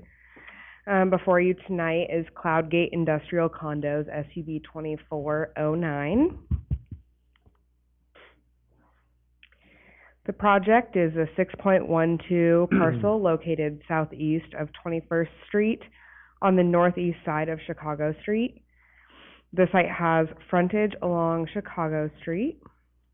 The project site is currently surrounded by a mix of commercial and industrial uses in all directions, some residential to the south, and then some commercial residential to the west. The application before you tonight is for a condo short plat of 7 industrial buildings. These buildings all have been issued building permits. The infrastructure's already been constructed on this site, and 2 of the buildings have already been built as well. The proposed industrial tenant spaces are an allowed use on this property, which allowed the development to obtain building permits and start construction. In the future, each tenant will be responsible for requesting special use permits if applicable to their use. And all tenant spaces will have to get business licenses, at which time the use and parking count will be double checked by staff, assuring that it's appropriate per city code requirements. The proposed development is zoned light industrial, and the northeast corner is within the airport overlay. The purpose of the light industrial zone is to provide areas by zoning procedures in accordance with the comprehensive plan, which encouraged the grouping together of light industrial uses capable of being operated under such standards as to location, appearance of buildings, and the treatment of land about them so that they will be unobtrusive and not detrimental to surrounding commercial or residential uses. The site is currently surrounded by service and freeway commercial to the north, light industrial and community commercial to the south, light industrial to the east, and light industrial and service commercial to the west. Staff finds the potential proposed uses are permitted within the existing zone. The comp plan designation is commercial service. Commercial service is suitable for a wide range of retail, service, professional businesses, and more intense commercial uses, such as those that require large amounts of land for sales, storage or parking, light production or repair of consumer goods, and which may be less compatible with residential uses due to traffic, noise, and other impacts. The development is consistent with the intent of the comprehensive plan. The proposed condo plat is to condo 7 industrial buildings to be under individual ownership. Buildings 1, 2, 4, 5, and 6 on the final plat shown on the screen have 2 tenant spaces that will be under single ownership, while buildings 3 and 7 are single tenant buildings. The owners of the condo buildings will be responsible for the building in its entirety. The area beyond each exterior wall, the landscaping, parking lots, drive aisles, etc., will be under the ownership and maintenance of Cloudgate Industrial Park Owners Association. The proposed development project has been analyzed for compliance with city codes and policies, and staff finds the proposed development is in compliance with all parking and landscaping requirements, all bulk standards for lot size, setbacks, frontage, and height of buildings. The proposed development has adequate site access, utilities, and services to serve the site, and the proposed development is in compliance with all zoning and subdivision ordinances. Public agencies were notified and asked to provide comments, and no agencies had any concerns, and we have not received any public comments at this time. The following are site-specific conditions for this condo plat. There are some modifications recommended by staff as well. Number 1, analysis of the required parking will be done during the business permit or tenant improvement building permit process. All tenants are required to submit for a site plan review prior to issuance of a building permit, business permit, or building C of O. 2, all commercial building permits must be issued by the date of the city council. Staff recommends removing condition number 2 because this development has been issued all of its building permits. And then staff recommends adding the following conditions. Number 3, conditions stated in the mapping staff report shall be met prior to the signature of final plat. And the Cloudgate Industrial Park Owners Association shall be responsible for maintenance of the common lot of the development. Staff recommends that if council approves the request, that such request is subject to the conditions as specified in the findings of facts, conclusions of law, and order of decision. And I stand for any questions. Thank you so much. Any questions for Katie? Yeah, Yes, Counselor Allgood? I'm just trying to get my head around this short plat idea. Mm-hmm. So the developer will be selling a platted square of ground. It will be up to the buyer to decide what they're gonna put on there. It has to fit this plan, but the buyer's going to own the ground under the building or not? Mayor and council member, so essentially for the short plat, the condo plats can go through the short plat process because either the buildings are already constructed or they will be constructed. So in this situation, the Cloudgate will be constructing all of the buildings, and they will all be looking, this is one of the ones that's already constructed. So 2 of them are already built. Essentially what they're going to be doing is they're going to be condo platting the airspace and the internal, and essentially the building as a whole will then be sold to someone, potentially. And then the ground around that will all be under the ownership of the condo association. Yeah, thank you, appreciate it. So the property is the same ownership, but the building is, itself. the ground underneath it is owned by one entity, and I'm sure the applicant can define that a little more, but the building is being sold, would be sold, but Correct. the ground would remain in one ownership. Correct. Kind of like the airport a little bit, where the people Mhm. own by the Yeah. hangars, but the city owns the property underneath, so kind of similar to that. So, okay, any other questions for Katie? Okay, excellent, thank you so much. Thank you. So we do have 2 people signed up. You signed up in neutral. I'm guessing you mean you are in favor of the request. We can make that change. Jaren Langren and Ted Burke. Jaren, do you mind coming forward? Just, I know you said no, not to testify, but just to clarify on the intentions there, just so it is clear for all council. If you could just state your name for the record. All right, Jaron Langston, 6865 South Pemberley Place, Meridian, Idaho, 83642. President of Epic Development, thanks for your time, Mayor and council members. So this is ultimately, single lot, 7 buildings we have one of the buildings already in contract to sell. The lenders are okay ultimately to selling the building, the structure of the building as it sits on property. And it is kind of one of those, the space that was within, or includes the walls up to infinity. It's a little goofy, but ultimately the buyers are okay with it, lenders are okay with it, title company's okay with it. It's a little unique under the condo plat application, but there's several of these applications already that exist in the city of Caldwell where it's basically mirroring what's been done on other projects. And we had to do that mostly because of the land restrictions. If we wanted to go through a preliminary plat and put in a public street into the property, we wouldn't have had any room really left to put any buildings. So we decided to do private drive, which is the Millennium Parkway, and then build the buildings and associated parking. Okay, very good. Thank you so much. Thank you. Any questions? Okay, very good. Thank you. Appreciate that. Okay, so as I mentioned, nobody has signed up in neutral and opposition, so I stand for motion to close the public testimony portion of this hearing. So moved. Second. Counselor Doty and a second from Counselor Stodic. All those in favor say aye. Aye. That motion passes. So with that moves it into your hands for council. The staff is available for questions if you do have any, otherwise, for your deliberation and for any potential motions.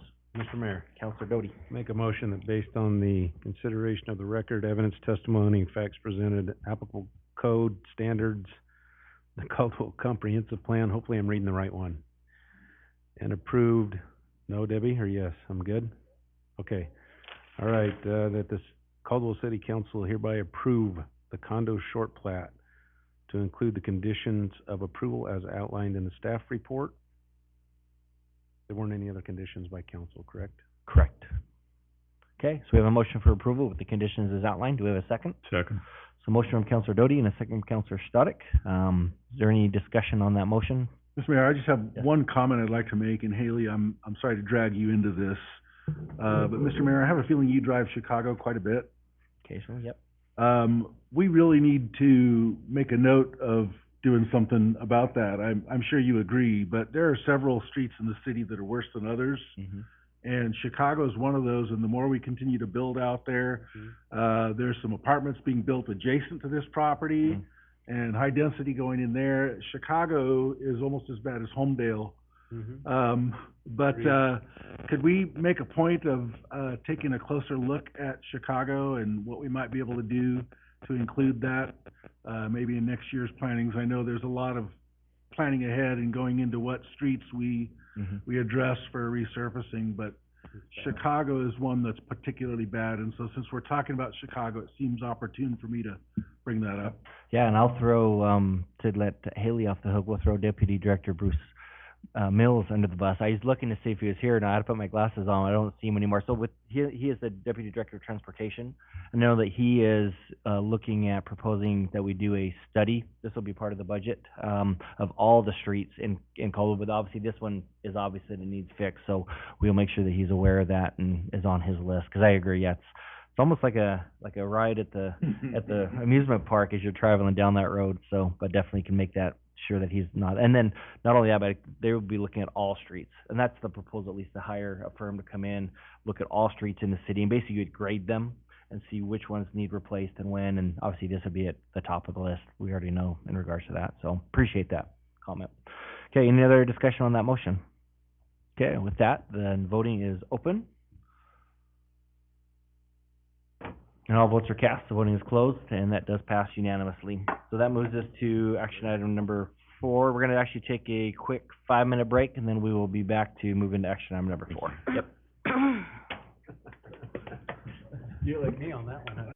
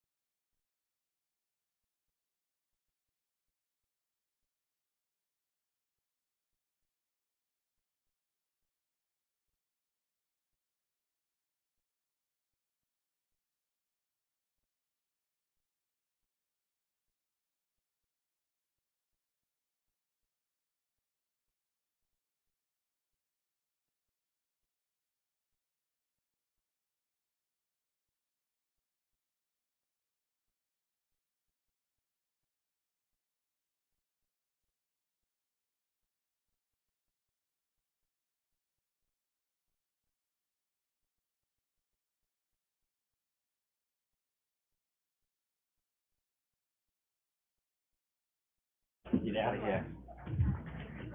Oh, yeah. Okay, we're gonna get started again. If I remember right, we're on action item number 11. Is that correct? Thank you, sir. Maybe not quite. Not quite. Okay, we'll back up. So let's back up to number 4. So we're on action item number 4. This is consider bill number 32. Oh, I was on number 9 already. Oh, see, I was 11, you're 9. We'll take the middle, we'll go to 10. So this is for zoning ordinance amendment 23-12, with request, for amendments to chapter 5, article 7, pertaining to private streets, common driveways, with request to move for its passage by title only. Robin, the time is yours. Good evening, Mayor and Council. This item is a little bit of a housekeeping and then just some additions as requested by Mapping Department.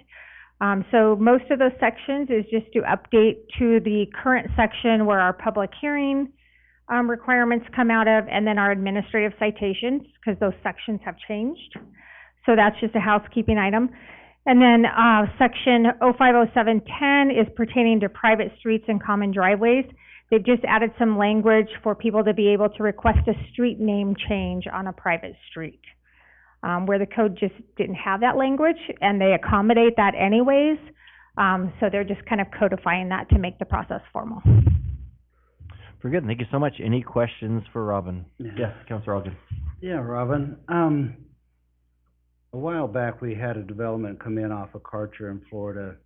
It was 55 and older development, and we had a brief discussion about a gated community. And right now, that's prohibited. Under this private street situation, have you guys had any discussion or consideration about changing the ability to have a gated private street? Mayor and Councilman Allgood, that's a fabulous question. And yes, in fact, we did today. We had some internal discussions between Morgan and myself. I think it's a good idea to be able to maybe allow those types of things. We just need to get with fire, police, and find out if we have gated on private streets, how can they get in. And then we just need to check to make sure there's no other issues with engineering. But if they're private streets, it shouldn't really affect the street crew, because they would no longer be maintaining them. So it's a matter of just getting with police and fire and finding out what they need on those gates. Thank you. Appreciate of course. that. Okay, any other questions? Okay, excellent. Thank you so much. Sure. Appreciate it. And again, so this is for bill number 32, ordinance number 3594. This is a legislative matter. And is there anybody in the audience who wishes to talk on this item? Okay, let the record reflect that no one came forward. So with that, council, it is for you for your discussion. Any additional questions of staff or any motions in regards to this item? Mr. Mayor. Councilor Allgood. I'd move that we approve bill number 32, ordinance number 3594, move for its passage. Very good. Do we have a second? Second. So we have a motion from Councilor Allgood and a second from Councilor Doty for approval of bill number 32, ordinance number 3594, moving for its passage by title only and approving the summary for publication. Any discussion? Okay, with that, the voting is open. All votes are cast. The voting is closed. And that motion passes unanimously. That moves us into action number 5. Consider the award of bid to Logan Simpson Design, Inc. for the Caldwell Event Center Sub-Area Master Plan. Robin. Mayor and Council, this item before you tonight is to consider the award of bid to do a Caldwell Event Center Sub-Area Master Plan. This is the location where O'Connor Fieldhouse is, and the baseball fields and the College of Idaho facilities. That whole area, that whole strip area right there, is what's classified as the Caldwell Event Center. In January of this year, we sent out just an informal request for bid proposals. This is kind of another piece of the comprehensive plan. It goes right along with that, where you would have some recommendations for land uses, but a sub-area plan actually goes into more detail than a comprehensive plan. So it will look at those facilities and, how can those facilities be used? Is there multi-land uses that could be utilized? For instance, O'Connor Fieldhouse, it's used for events and stuff, but is there something else that can be used for as well as events or emergencies and stuff like that? So it will look at those types of things. We did get two bids, from Logan Simpson, and also from Cushing Terrell. There is one mistake in this, memorandum where it says Cushing Terrell was missing, some detail requested. They weren't missing it. They were missing the detail that was desired by the staff and the task force when they reviewed this. So they reviewed, staff, reviewed it first, both Logan Simpson and Cushing Terrell. We then took it to the Caldwell Event Center Task Force, and presented both proposals to them, and they were also in agreement that they felt, the highest evaluation should be given to Logan Simpson just because of the detail and the effort that was put into it, and just some of the, I would say, recommendations and opportunities that was listed in their proposal. So Logan Simpson's bid came in at $85,000 as the base fee, with an optional services provided at $15,000 to include 3D modeling, renderings, supporting graphics, and a public relations brochure, which we were very intrigued by. We thought maybe once the sub-area plan is done, maybe that public relations brochure will help to attract some investment into that area and also support the current activities that are happening there, like the Caldwell Night Rodeo and other things that go on at that center. So the item before you tonight is a recommendation for Logan Simpson. We do have funding that is available to this project, but it will have to be reallocated.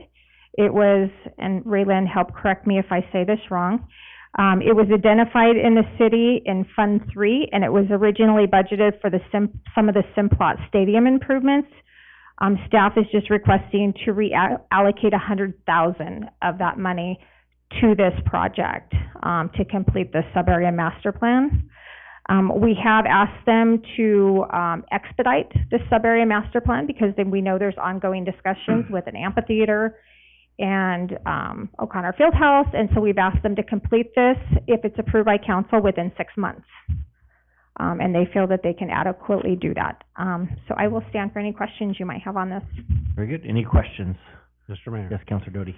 Can you give a description of what, Logan Simpson's, I guess, resume, for lack of a better word, or some projects that they've done, or other, what am I trying to say here, master plans that they have put together?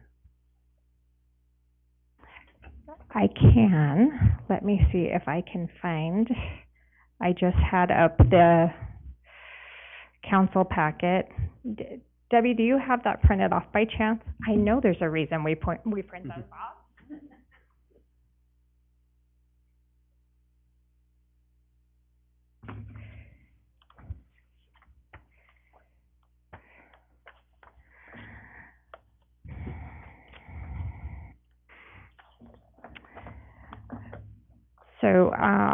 So Logan Simpson, and they have several partners that they partner with. So they've been doing planning for over 30 years. They have 6 offices in Colorado, Arizona, Utah, and Nevada. Tempe, Arizona. They have 170 staff members. They are currently doing our comprehensive plan that we have going right now. Some of the other projects that they've done that are similar to this, that they gave to us, was they've done the Ranch Events Complex Master Plan in Larimer County, Colorado. And that one, let's see what it talks about. It was, the ranch served as the county's fairgrounds and events complex and was home to the Budweiser Event Center. Ranchway feeds indoor arena, First National Bank Exhibition Hall, and Thomas M. McKee 4-H Youth and Community Building. They've also done the Coolidge Regional Park Master Plan and Phase 1 construction documents in Coolidge, Arizona. This is a master plan designed for a 70-acre park that included a destination playground and splash pad, a community center, event spaces, sports fields, and courts.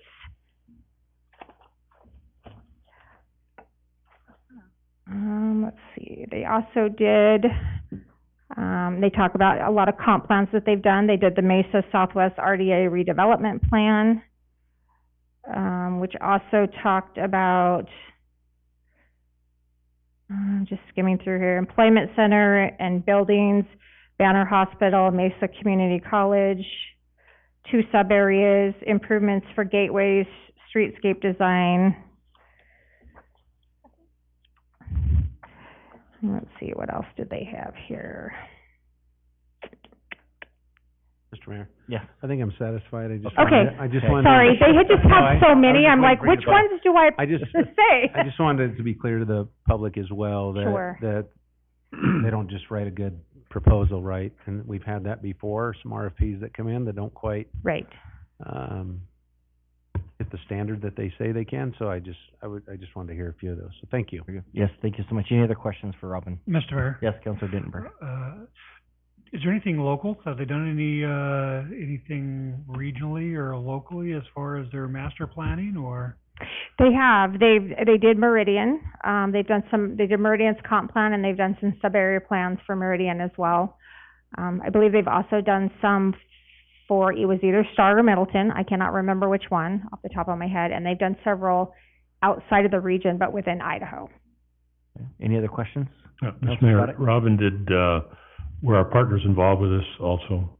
C of I and the rodeo people that we're gonna look at this? Yeah, Mayor and Okay. Councilman Stoddard, great question. Yes, we did take this. We had the task force that was for that had representatives from the rodeo, the fairgrounds, the school. They went through both proposals with us, and they were in favor also of Logan Simpson. Good, thank you. Excellent. Any other questions? Mayor. Yes.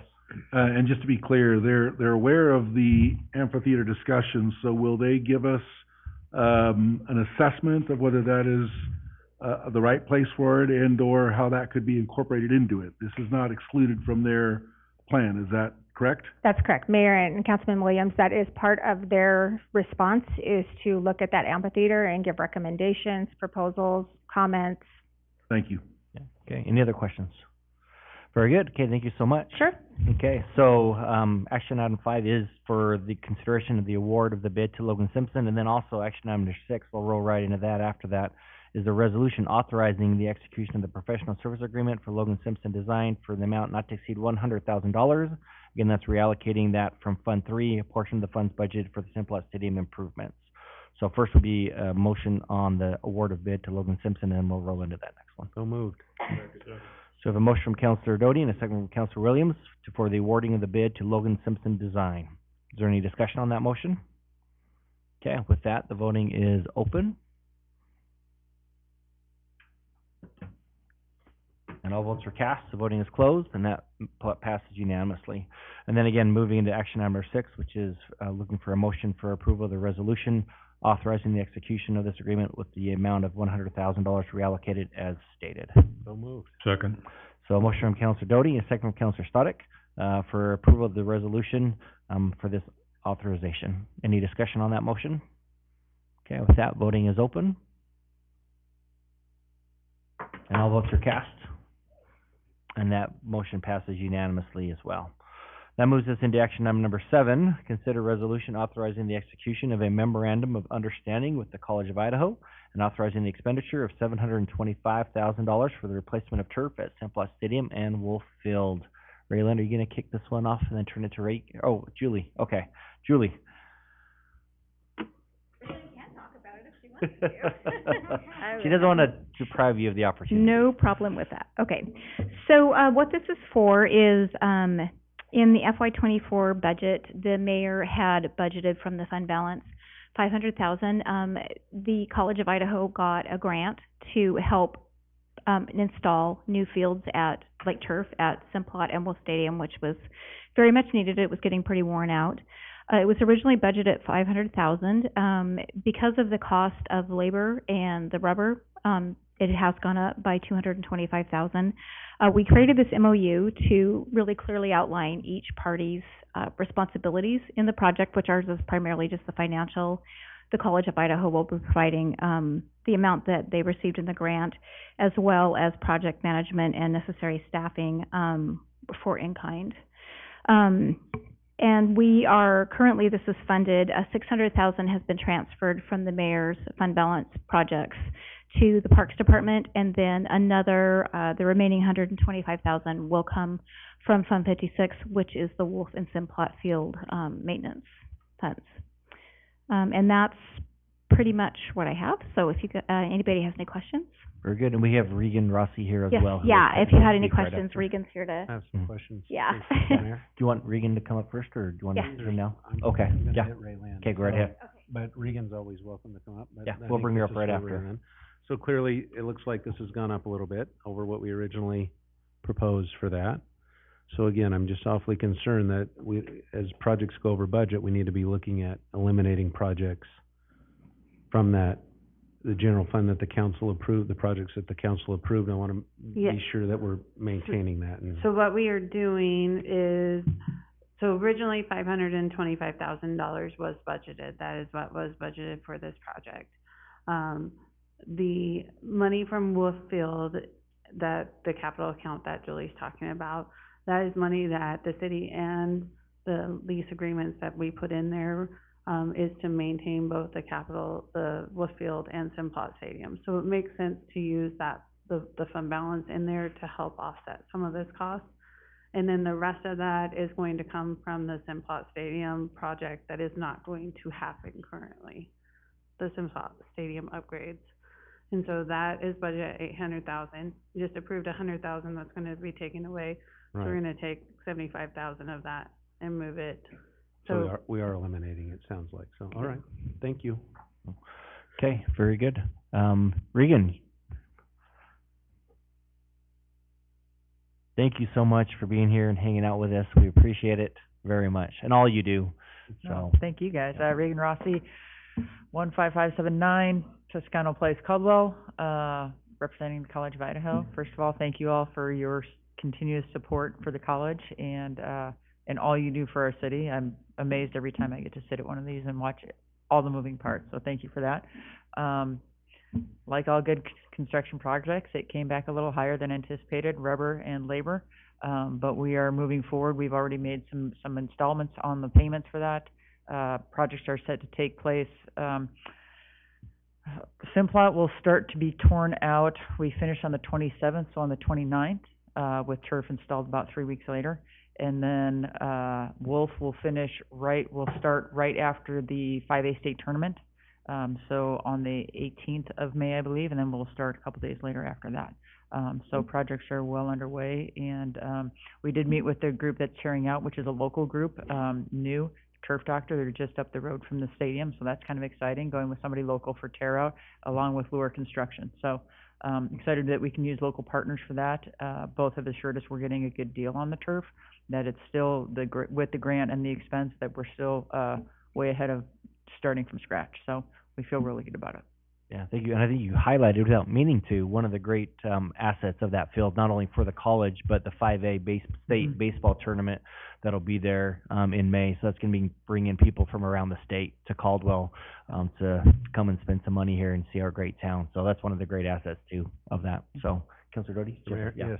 Have we looked at ensuring that it has lines for maybe soccer? If we're going to put in this fabulous field, that maybe we should, I think you and I may have discussed this offline, that does. maybe it could be lined for soccer as well. It is lined for soccer, Thank you very- permanently lined. Thank you very Yes. much.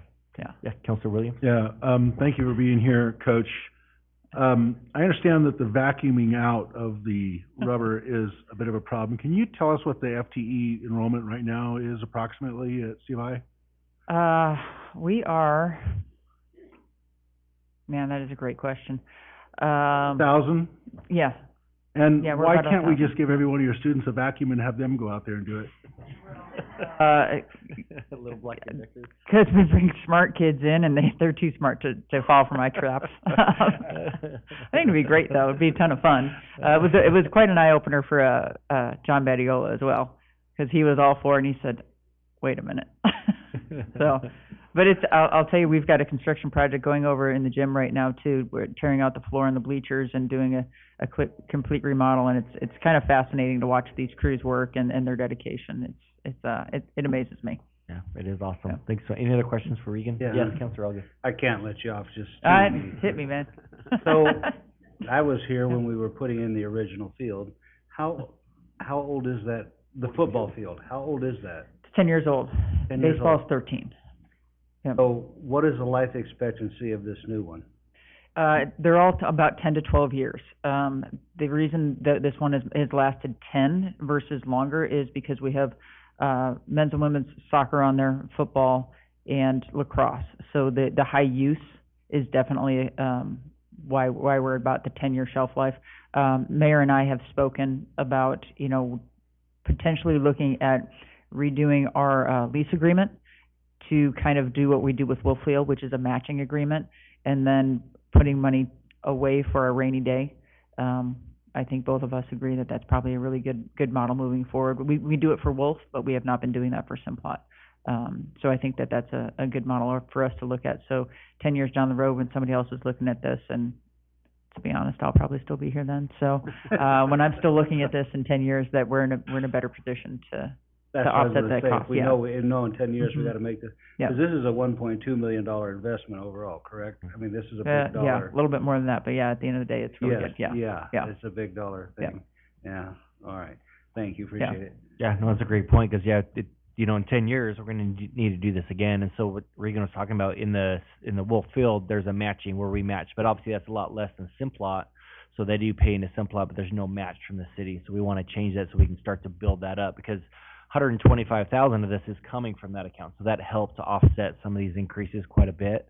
But obviously that's gonna deplete that down, so we need to build that back up. So that's the thought, is let's do it a bite at a time rather than eating the whole elephant 10 years from now.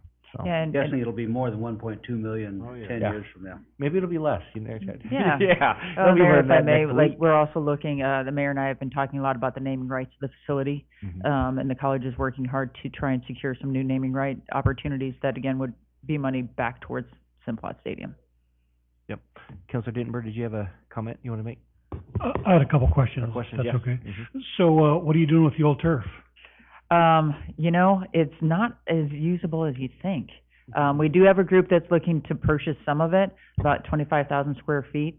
And right now, we're kind of waiting to see how that turns out. They're actually working through, the group that's doing the removal, and with us at the same time. So it's kind of interesting. And then this group also donates to, some former military and former police officers that kind of do, the paintball ranges and things like that. So they kind of donate it to good causes with our permission. And so there's a couple good uses that they're looking at. I just wondered if Yeah. you're gonna sell a 1 foot by Yeah. 1 foot square pad like Boise State did, Yeah, I have a piece of that. I have a piece of it Yeah. too, we can have our own investment I'll in cut you some Simplot pieces Stadium. up. We did look at that. We did that with the gym floor, and it's run into more issues for us than we can probably bite off, in terms of us cutting it, getting out, our accounting department saying, we can't actually use that money. It's got to go to the depreciation of the asset. And so we just decided that was a headache we probably didn't want to take on. All right, the final question is, what if you get the old rug pulled out and you can't get the new one in? Where are you having football this fall? Probably your yard. Colville High's got a football field. They do. So it can be They do, back they up. do. So, awesome. Any other questions? Okay, really do appreciate all you do in the college. It's a great partnership and excited to continue it for many, many years in the future. Absolutely. We appreciate all you do. Thank you. Thank you. Okay, do we have a motion for approval of this resolution?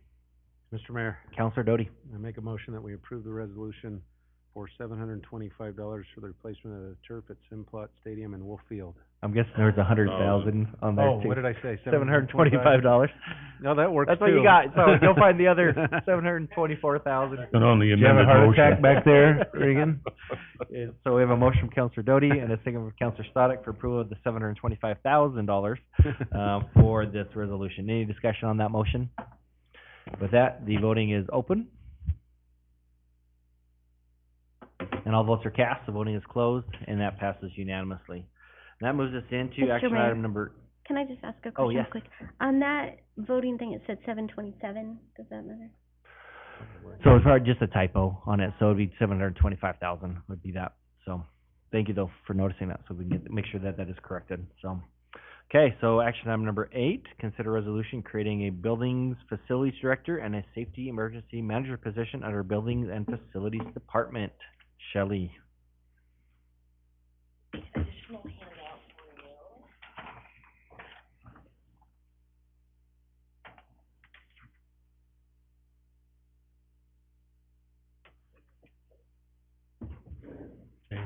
Shame. Thank you. Oh, yeah.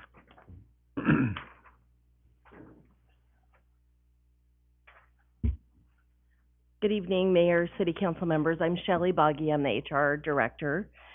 The city is requesting approval of 2 positions. So the first one is a Building and Facilities Director. The position will oversee city buildings, all the upkeep and maintenance, and manage resources more effectively and efficiently. Currently, the facilities and custodial staff, the CEC, the cemetery, are supervised under the umbrella of Parks and Recreation. So that is the org chart that I handed out to you. It kind of shows generally what's under Parks and Recreation. Julie is here if you have any questions for her. There's a lot under there, a lot of depth and breadth to the those sections that are under Parks and Rec. So it really doesn't lend itself to managing the buildings and facilities citywide. And so additionally, this position, the director will oversee the building officials and the inspectors. So you have an org chart that is in your packet that shows kind of that structure. And in the long run, having a director to focus on all city facilities is going to save the city money and increased efficiencies. The director will oversee the city's emergency management and continuation of operations, that COOP plan that we've started talking about and working on. It's vital to public safety that the city continue to function in times of emergency, and so this position is key toward that end. So again, the job description and the org chart is in your packet. Additionally, the city is requesting a safety emergency manager who's going to assist the city in addressing concerns of safety and security across all departments. These include to reduce employee accidents by ensuring there's proper training, building inspections are taking place, and just kind of that focus, which we don't currently have in the city. Currently, the city workers' comp insurance premium, what we pay to the state insurance fund, is over a 5-year period. So they look at cost of accidents. So right now, our premium is 2019 through 2023. The cost of employee accidents for the city for those 5 years is $1.8 million. So that's time lost, people injured and can't be at work, and then also medical doctor's expenses, right, paying for surgeries and those kind of things. So employee accident costs, the time loss and the medical expenses, again, were $1.8 million, and about 90% of those employees that were injured were fire and police. So we believe that while those jobs are very dangerous, right, and we expect there's going to be some accidents, we feel that a position that focuses on accident review and efforts of prevention can greatly decrease the cost and severity of accidents, especially to our fire and police employees. Right now, for every dollar we pay in insurance costs, we're paying out $1.23 in the cost of the accidents. The budget for these positions together, it's on your memorandum. So the cost impact for FY24 is $136,024.77. That's for both of the positions. And then for FY25, it's $322,115.10. And the job description for the safety emergency manager is also in your packet. And that's all I have, so I'll stand for questions. Very good. Thank you so much. Questions from council? Yes, Mayor. Yes, Councilor Williams. I appreciate what you've said. I've got a couple of concerns, though. The big black check in the box that says not budgeted is one of them. We are so close to budget hearings now. They will be in July. Is that right, Raylyn? Coming up pretty soon. Last year, we added, I want to say, 50 new positions to the city alone, and these are two more, and we're not even in budget. So my problem is, if we do this now, without including it in a budget process, it limits me in what I can do then. And I'm not in favor of adding new positions now, and I'm probably not in favor of adding new positions unless it's fire or police in our new budget. And so this limits me significantly doing it this way, and especially since we're so close to discussions on this and deliberations on this, I'm just going to be a no vote on this one at this time, and then we can bring it up during the budget hearings and see how well it fits into the rest of growing government and facilitating public safety first. So that's my comment, but thank you for the presentation. Okay, thank you. Any other questions or comments? Mr. Mayor? Yes, no, go ahead. Councilor Doty. Councilor Alden. Go ahead.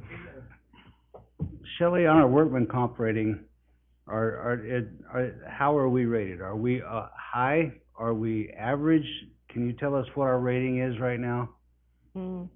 I don't know that I know the specific rating. I know anytime that you pay over $1 in insurance, it's a high rating. So it's our ratio went down from $1.32 last year to $1.23. So every year a year falls off. So if you have a bad year, a really expensive year, then that drops off.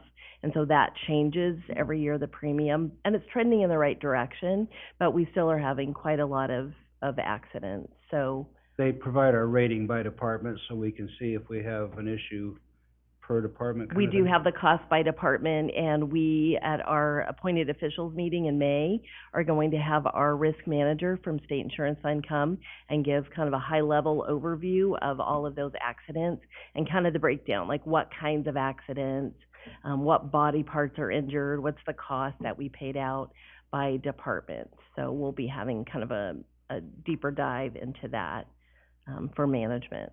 So I'd kind of like to be invited to that, but yeah. Councilor Doty? Yeah, I would just echo what Councilor Williams says to say, not that I'm necessarily against it, but I think it would benefit Raylene if we do push this, and she's so close, and she's preparing the budget currently. We're only 4 months away from those discussions, so thank you. Okay. Mr. Mayor? Yes, Councilor Register. I agree, that I think it's not necessarily against the positions, I just think it might be the wrong time. But then also on the, emergency manager or safety manager position, I'd really like to get also hear from the police and fire chiefs on that, just to make sure that they're on board with something like that. Absolutely. Not necessarily tonight, but whenever it happens. Okay. Any other discussion or questions? Councilor Dittenberg? Thank you. So I have a question. So we start talking about these insurance actuarial tables, and every year a year falls off, and we're heading in the right direction. At what point do we intersect that cost savings with costs incurred for the new position? At what time will this safety and emergency manager pay for itself in savings?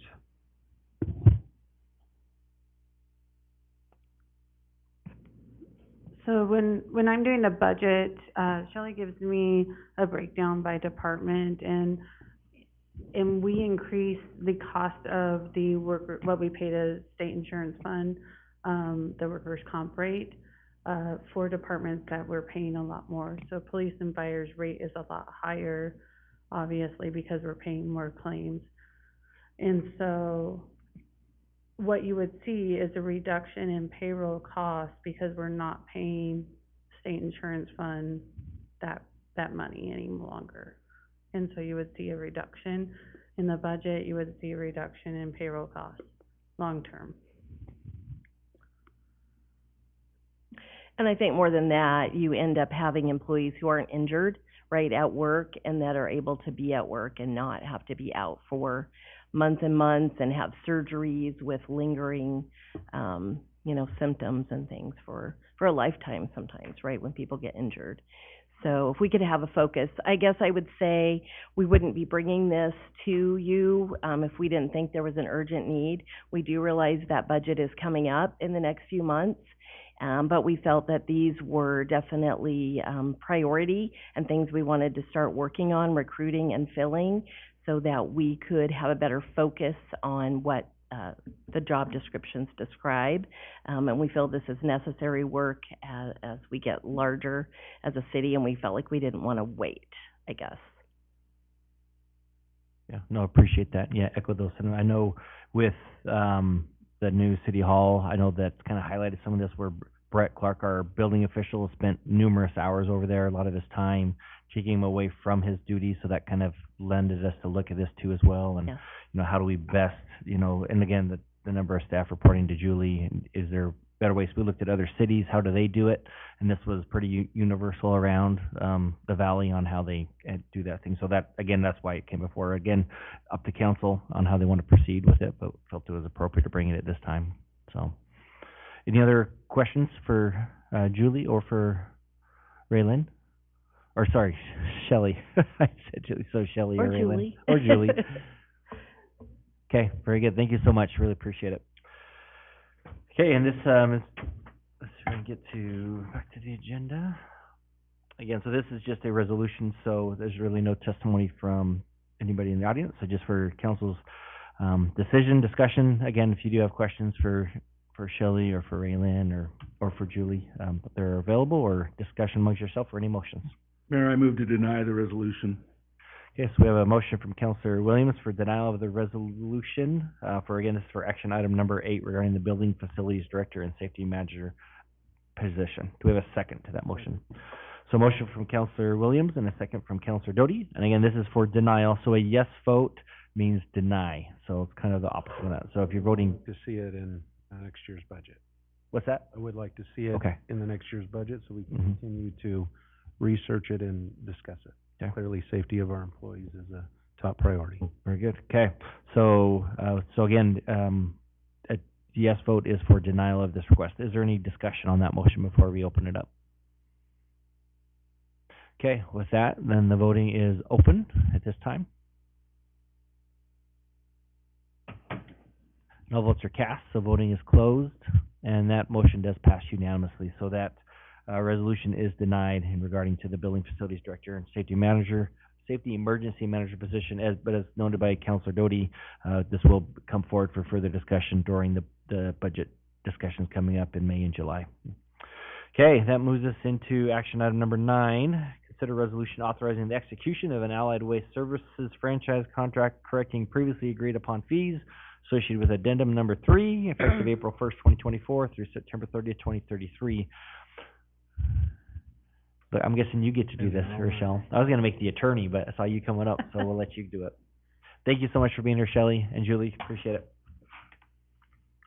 So, I did work, it's not standard for me to be involved in this. This is a contract that I read years ago and felt like it needed some cleanup. And, we just renewed this contract, but in looking at the fee changes and rates and trying to apply that to our accounting software and make sure that everything was in line, I noticed that there were a few other things that were intended to be changed but not changed on the contract, and I decided to take the opportunity to just redo the entire contract instead of doing amended to. The last time we did an entire a new complete contract with our sanitation was in 2003, and we had done 3 amendments to that, and so this is presented here tonight to kind of clean all that up instead of doing a 4th amendment to make even further changes to an existing contract. I decided to pull all the changes together.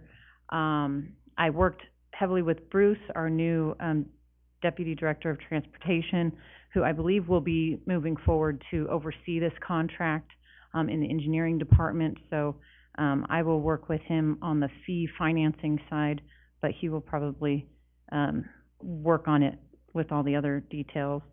So some of the changes that were made that were kind of housekeeping things where we updated some of the definitions to be more appropriate for the services to date.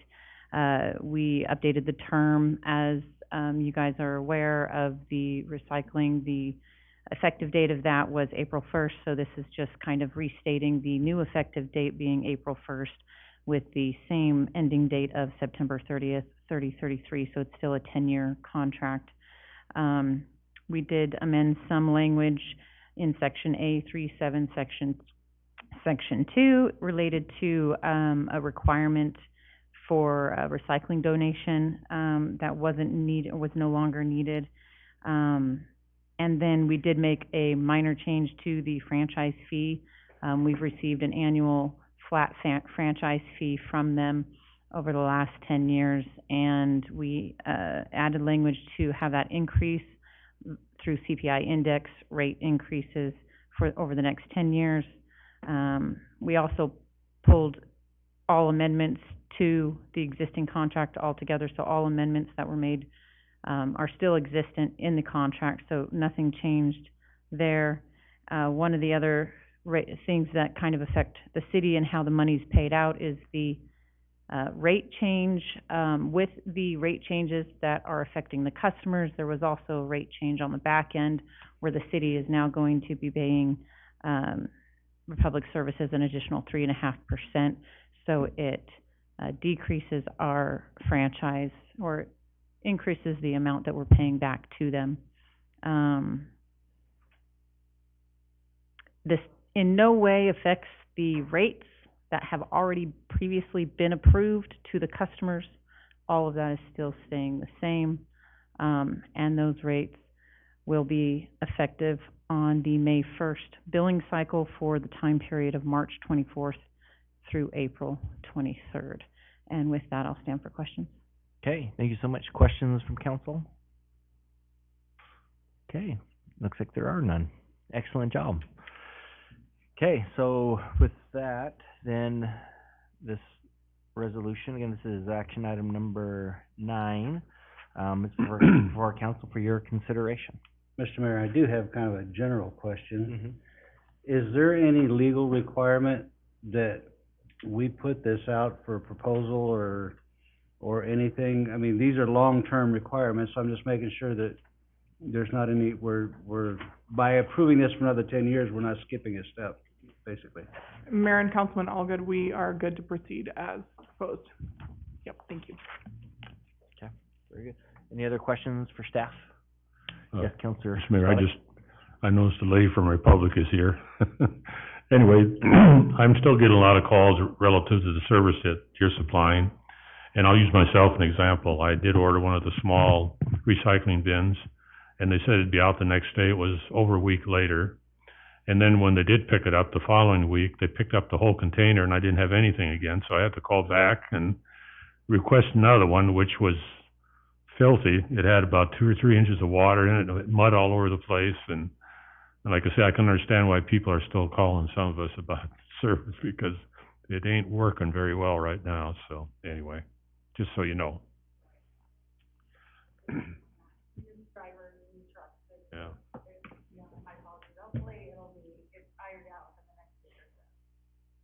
Okay, very good. Thank you so much. Appreciate it. Any other comments or questions? Okay, then this item is before council for your. I was wondering, could you come up? Could I? Yeah, for sure. Yeah. Do you mind, Rochelle, come up and? I have a lot of questions. All right.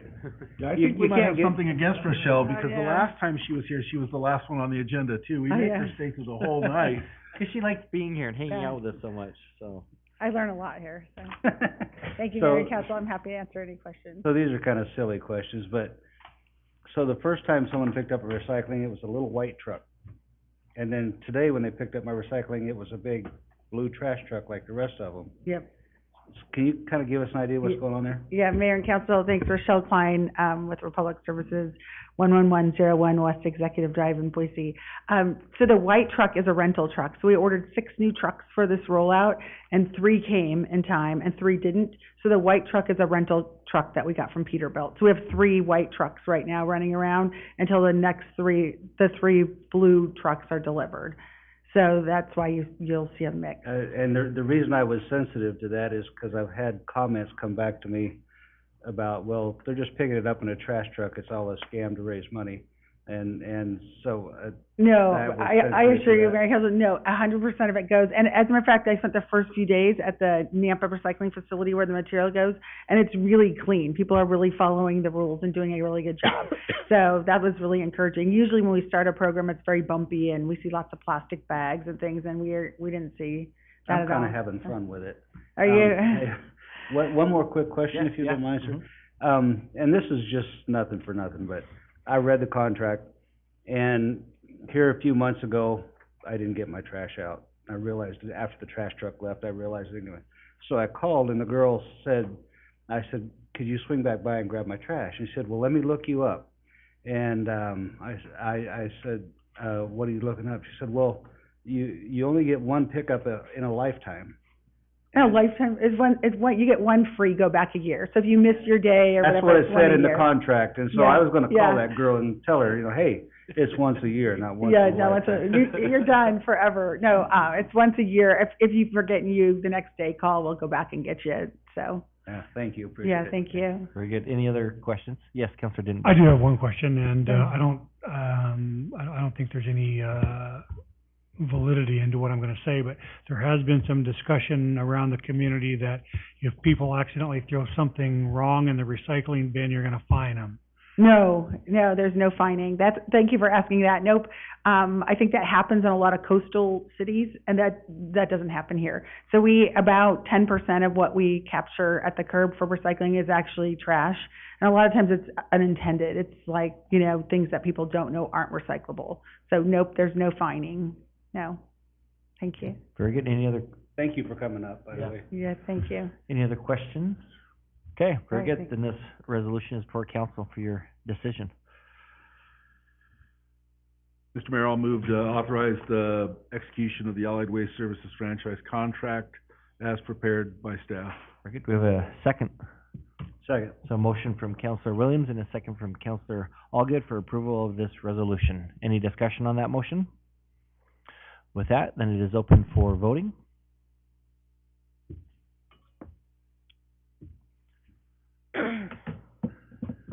And all votes are cast, so voting is closed. And that motion passes unanimously. That moves us to action item number 10. Again, this is just a housekeeping item regarding the annexation of Klamath Falls subdivision into the Caldwell Municipal Irrigation District. 9A. Oh, that's right. Thank you for the reminder. Good job, you're on. It's way past I had coffee. And so 9A was, oh yeah, so this was, which number was that again? Impact Advisory Committee. So this is for, so approve the appointment of Sharon Porter to the Impact Fee Advisory Committee for a term to expire December 31st, 2024. Raylyn, making her way to the podium.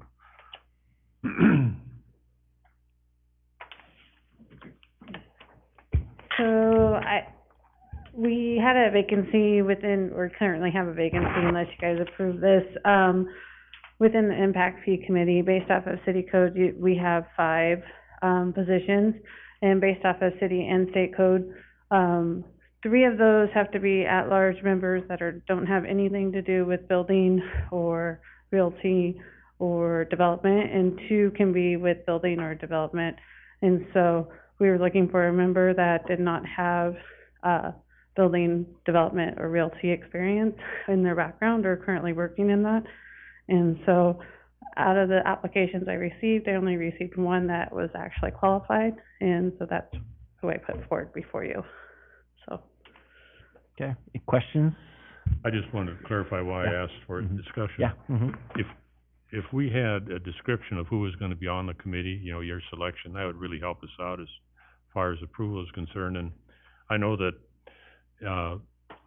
committee members, I think, are very important, in any of these committees.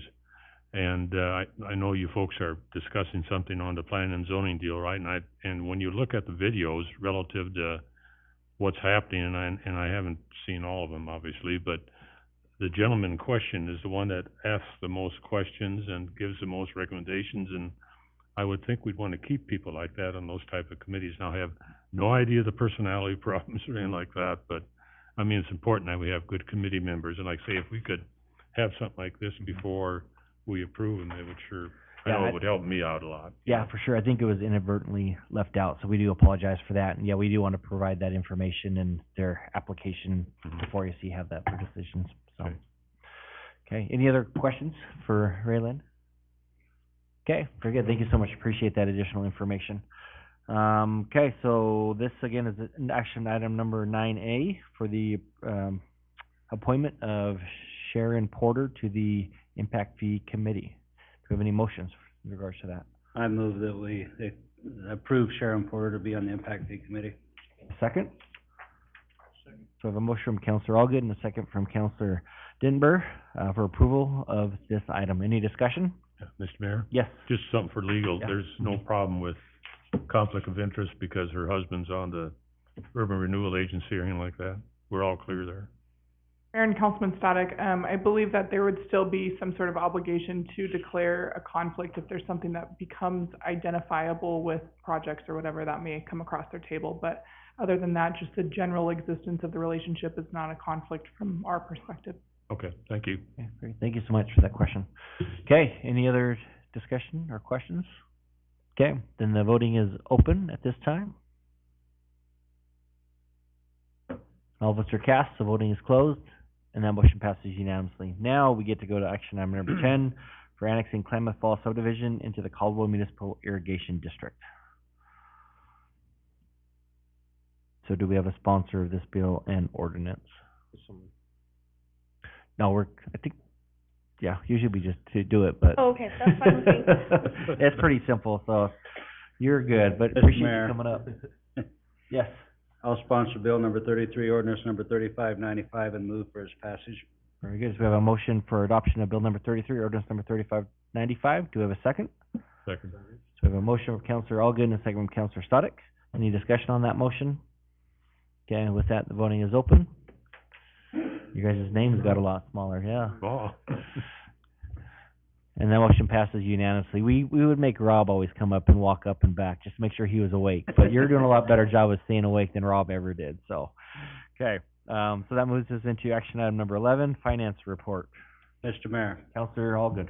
I move accounts payable in the amount of $3,442,060.38, represented by check numbers 177003 through 177284, and payroll in the amount of $692,313.90, represented by check numbers 39350 through 39360, and direct deposits be accepted, payments approved, and vouchers filed in the office of the city clerk. Very good. So do we have a second? Second.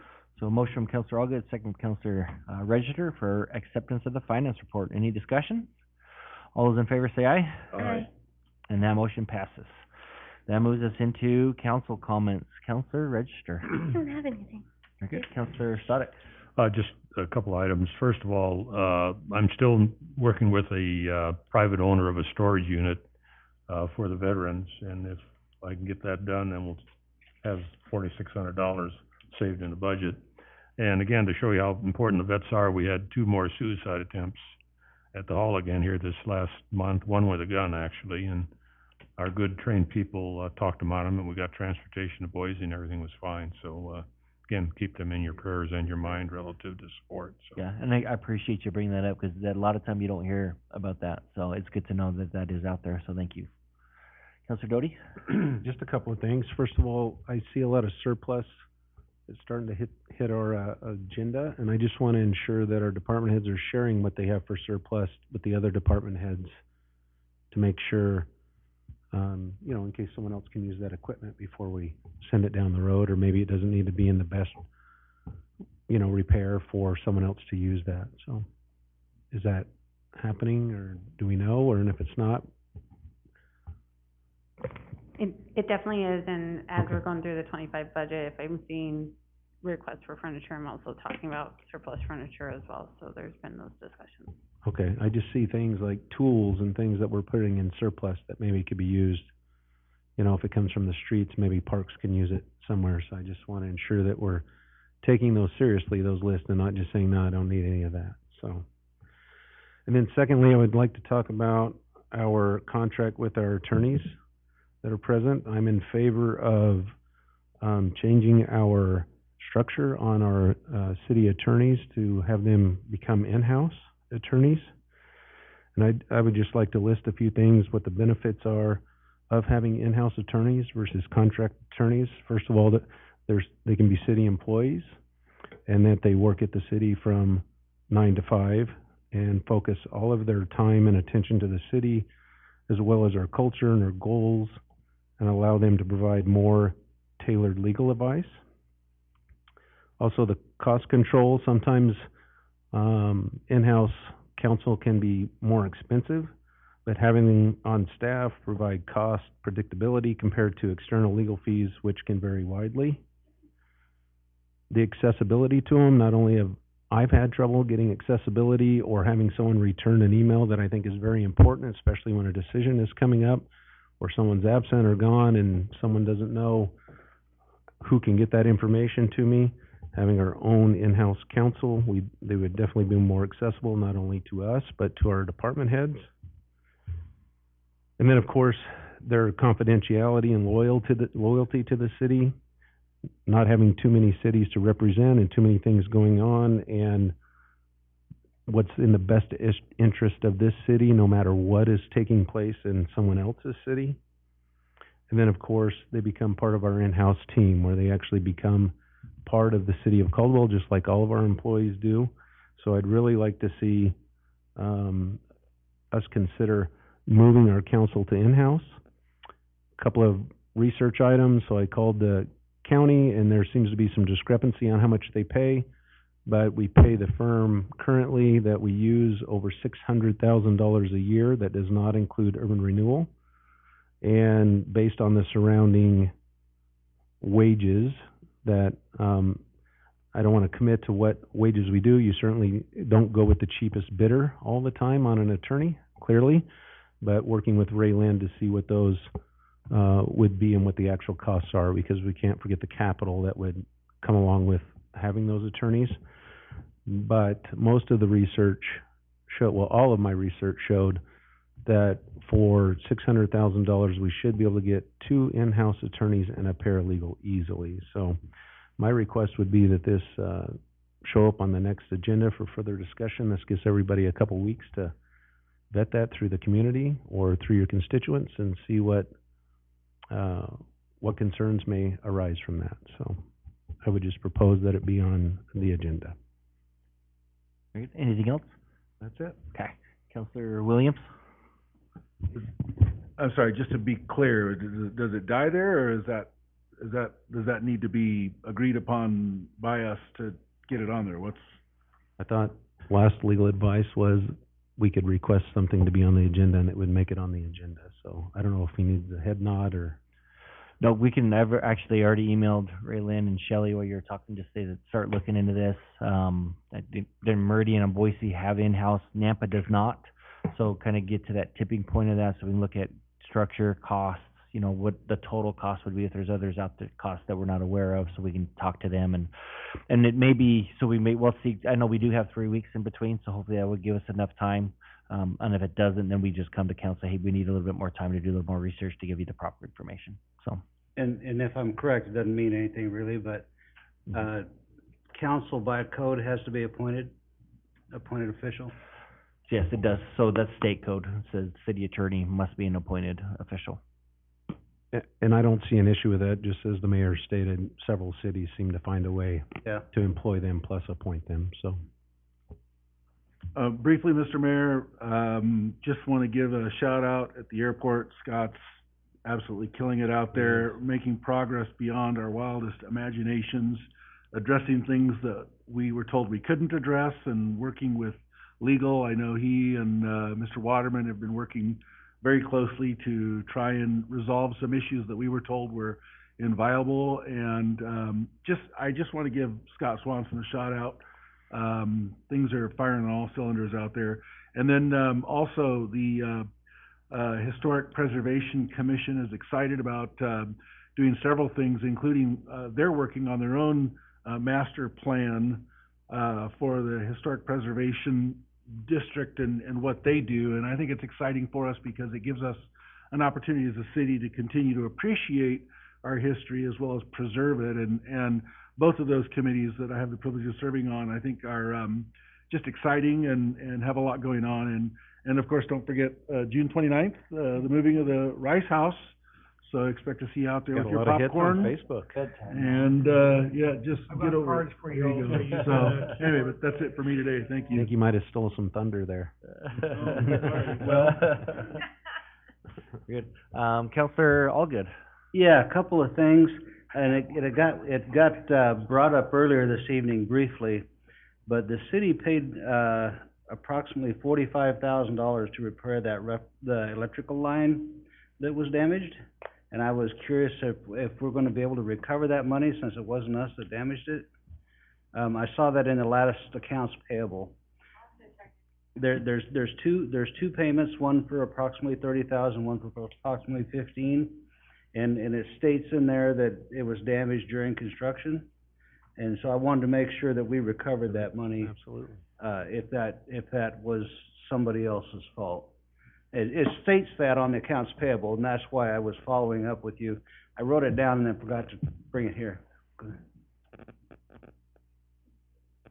If it's the one that's on an accounts payable, then yes, we are recovering that. I'm aware of that one. We are billing the contractor for that, so that you wouldn't necessarily see it, but it is booked revenue that I know of one that we are doing, but. Okay. Yeah, I like I said, I saw it and made a mental note that I wanted to follow up on that. And then the second thing is, and again, an information that Ray Lynn put out earlier, O'Connor Fieldhouse is already in the red. And I'm just kind of curious, I drive by somewhat regularly, and we have zero action in our RV park. Are we not using that, or what's going on there that we have nobody in our RV park ever? Yeah, I was looking to see if Julie was still here, but she did leave. So yeah, we have been actively working on that, getting that up and going. I know last we were checking the sewer and water connections to make sure that those were put in. There was some talk that they were, and then some talk that they weren't sure if the connection was actually made. So I know that they're actively working on that. I know the event center right now is a little depleted. There was the passing of one of the gentlemen that worked out there, and some other things that are going on right now. So there's been, I have used the facility for my own, and it's beautiful. I mean, I'm sure people would love to stay there. It's a great park, but we just got nobody there. It's just kind of abandoned. yeah, I know that looking at Yeah, signage here. as well to make sure that people know that it's back there on that. So I'll get an update this week and get that over to you to know exactly where it's at. So Mr. Mayor? Yes. Can I just add to his Yeah. comment? So, yeah, certainly we can, I think we should get that out on social media if we're not. People are always looking for RV spots, but didn't we discuss making even more of that area RV, or is that what you're talking about to make sure those connections? I No, thought it's at the one existing point, ones. I thought at that are one out there. point we Mhm. approved to expand that area. Does anyone else remember that? I think we've covered the whole thing. Is it all covered now? I believe so, Okay. and it's well done. It looks very nice. Okay, so that must have taken place. So, okay, thank you. Counselor Dittenberg? No comments.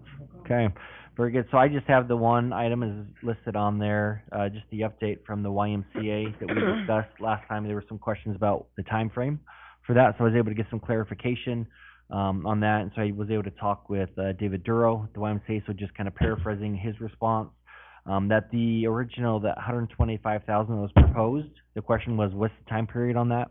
And that is for the summer months matching what the city pool would be open. So that 125,000 would be just for those summer months when the pool would have been open. So they asked them if it were to extend, when to, and what would that amount would be. And they said that the extension could take place to go through May of 2025, which would be right before the city pool is expected to open. And that would be for an additional 125,000. So a total of 250,000 for use of the pool, again, beginning essentially in May and going through May of next year for that one. So you'd basically have it for 1 year on that, so of a cost of $250,000. So I don't know if there's interest in bringing that back, as it actually would obviously have to be an action item if there's interest from the council to look into that, or if the cost does not outweigh the benefit. So I'll certainly weigh in, Mr. Mayor. if you yes, don't please mind. do. I think 250,000 is way off course. We're close to completing our pool. I think it's been stated tonight it might be over budget, or that they're trying to keep it very close to being in compliance, but to me, 250,000, by the time people catch on that it's there and it's available, it's gonna be shut down and done, and then our pool hopefully will be open by next year. So, I'm almost concerned about the current pool and any more problems that they may have and any overages that they may have. We certainly want to complete our own pool before sending that money elsewhere, so that's my concern. Okay. Pretty If we got unanimous. 250,000, I want to put it into our pool. Yeah. Okay. The amenities in our pool, yeah. Okay, very good. So then, yeah, we will not bring that back, for decision on council, and I'll let them know. Thank you for the offer, we appreciate it, but, gonna focus on our pool. So, okay, and that's really all that I had. So with that, move for a motion to move into executive session, and please do include in your motion the reason for that. Mr. Mayor, Counselor Doty. I'll make a motion that we move into executive session pursuant to Idaho Code Section 74-706, Sections 1D, for the purpose of discussing records that are exempt from disclosure provided in Chapter 1, Title 74 Idaho Code. Very good. Do we have a second? Second. So motion from Counselor Doty, a second from Counselor Stoddard to go into executive session. Any discussions? Okay, then that voting is open for that motion.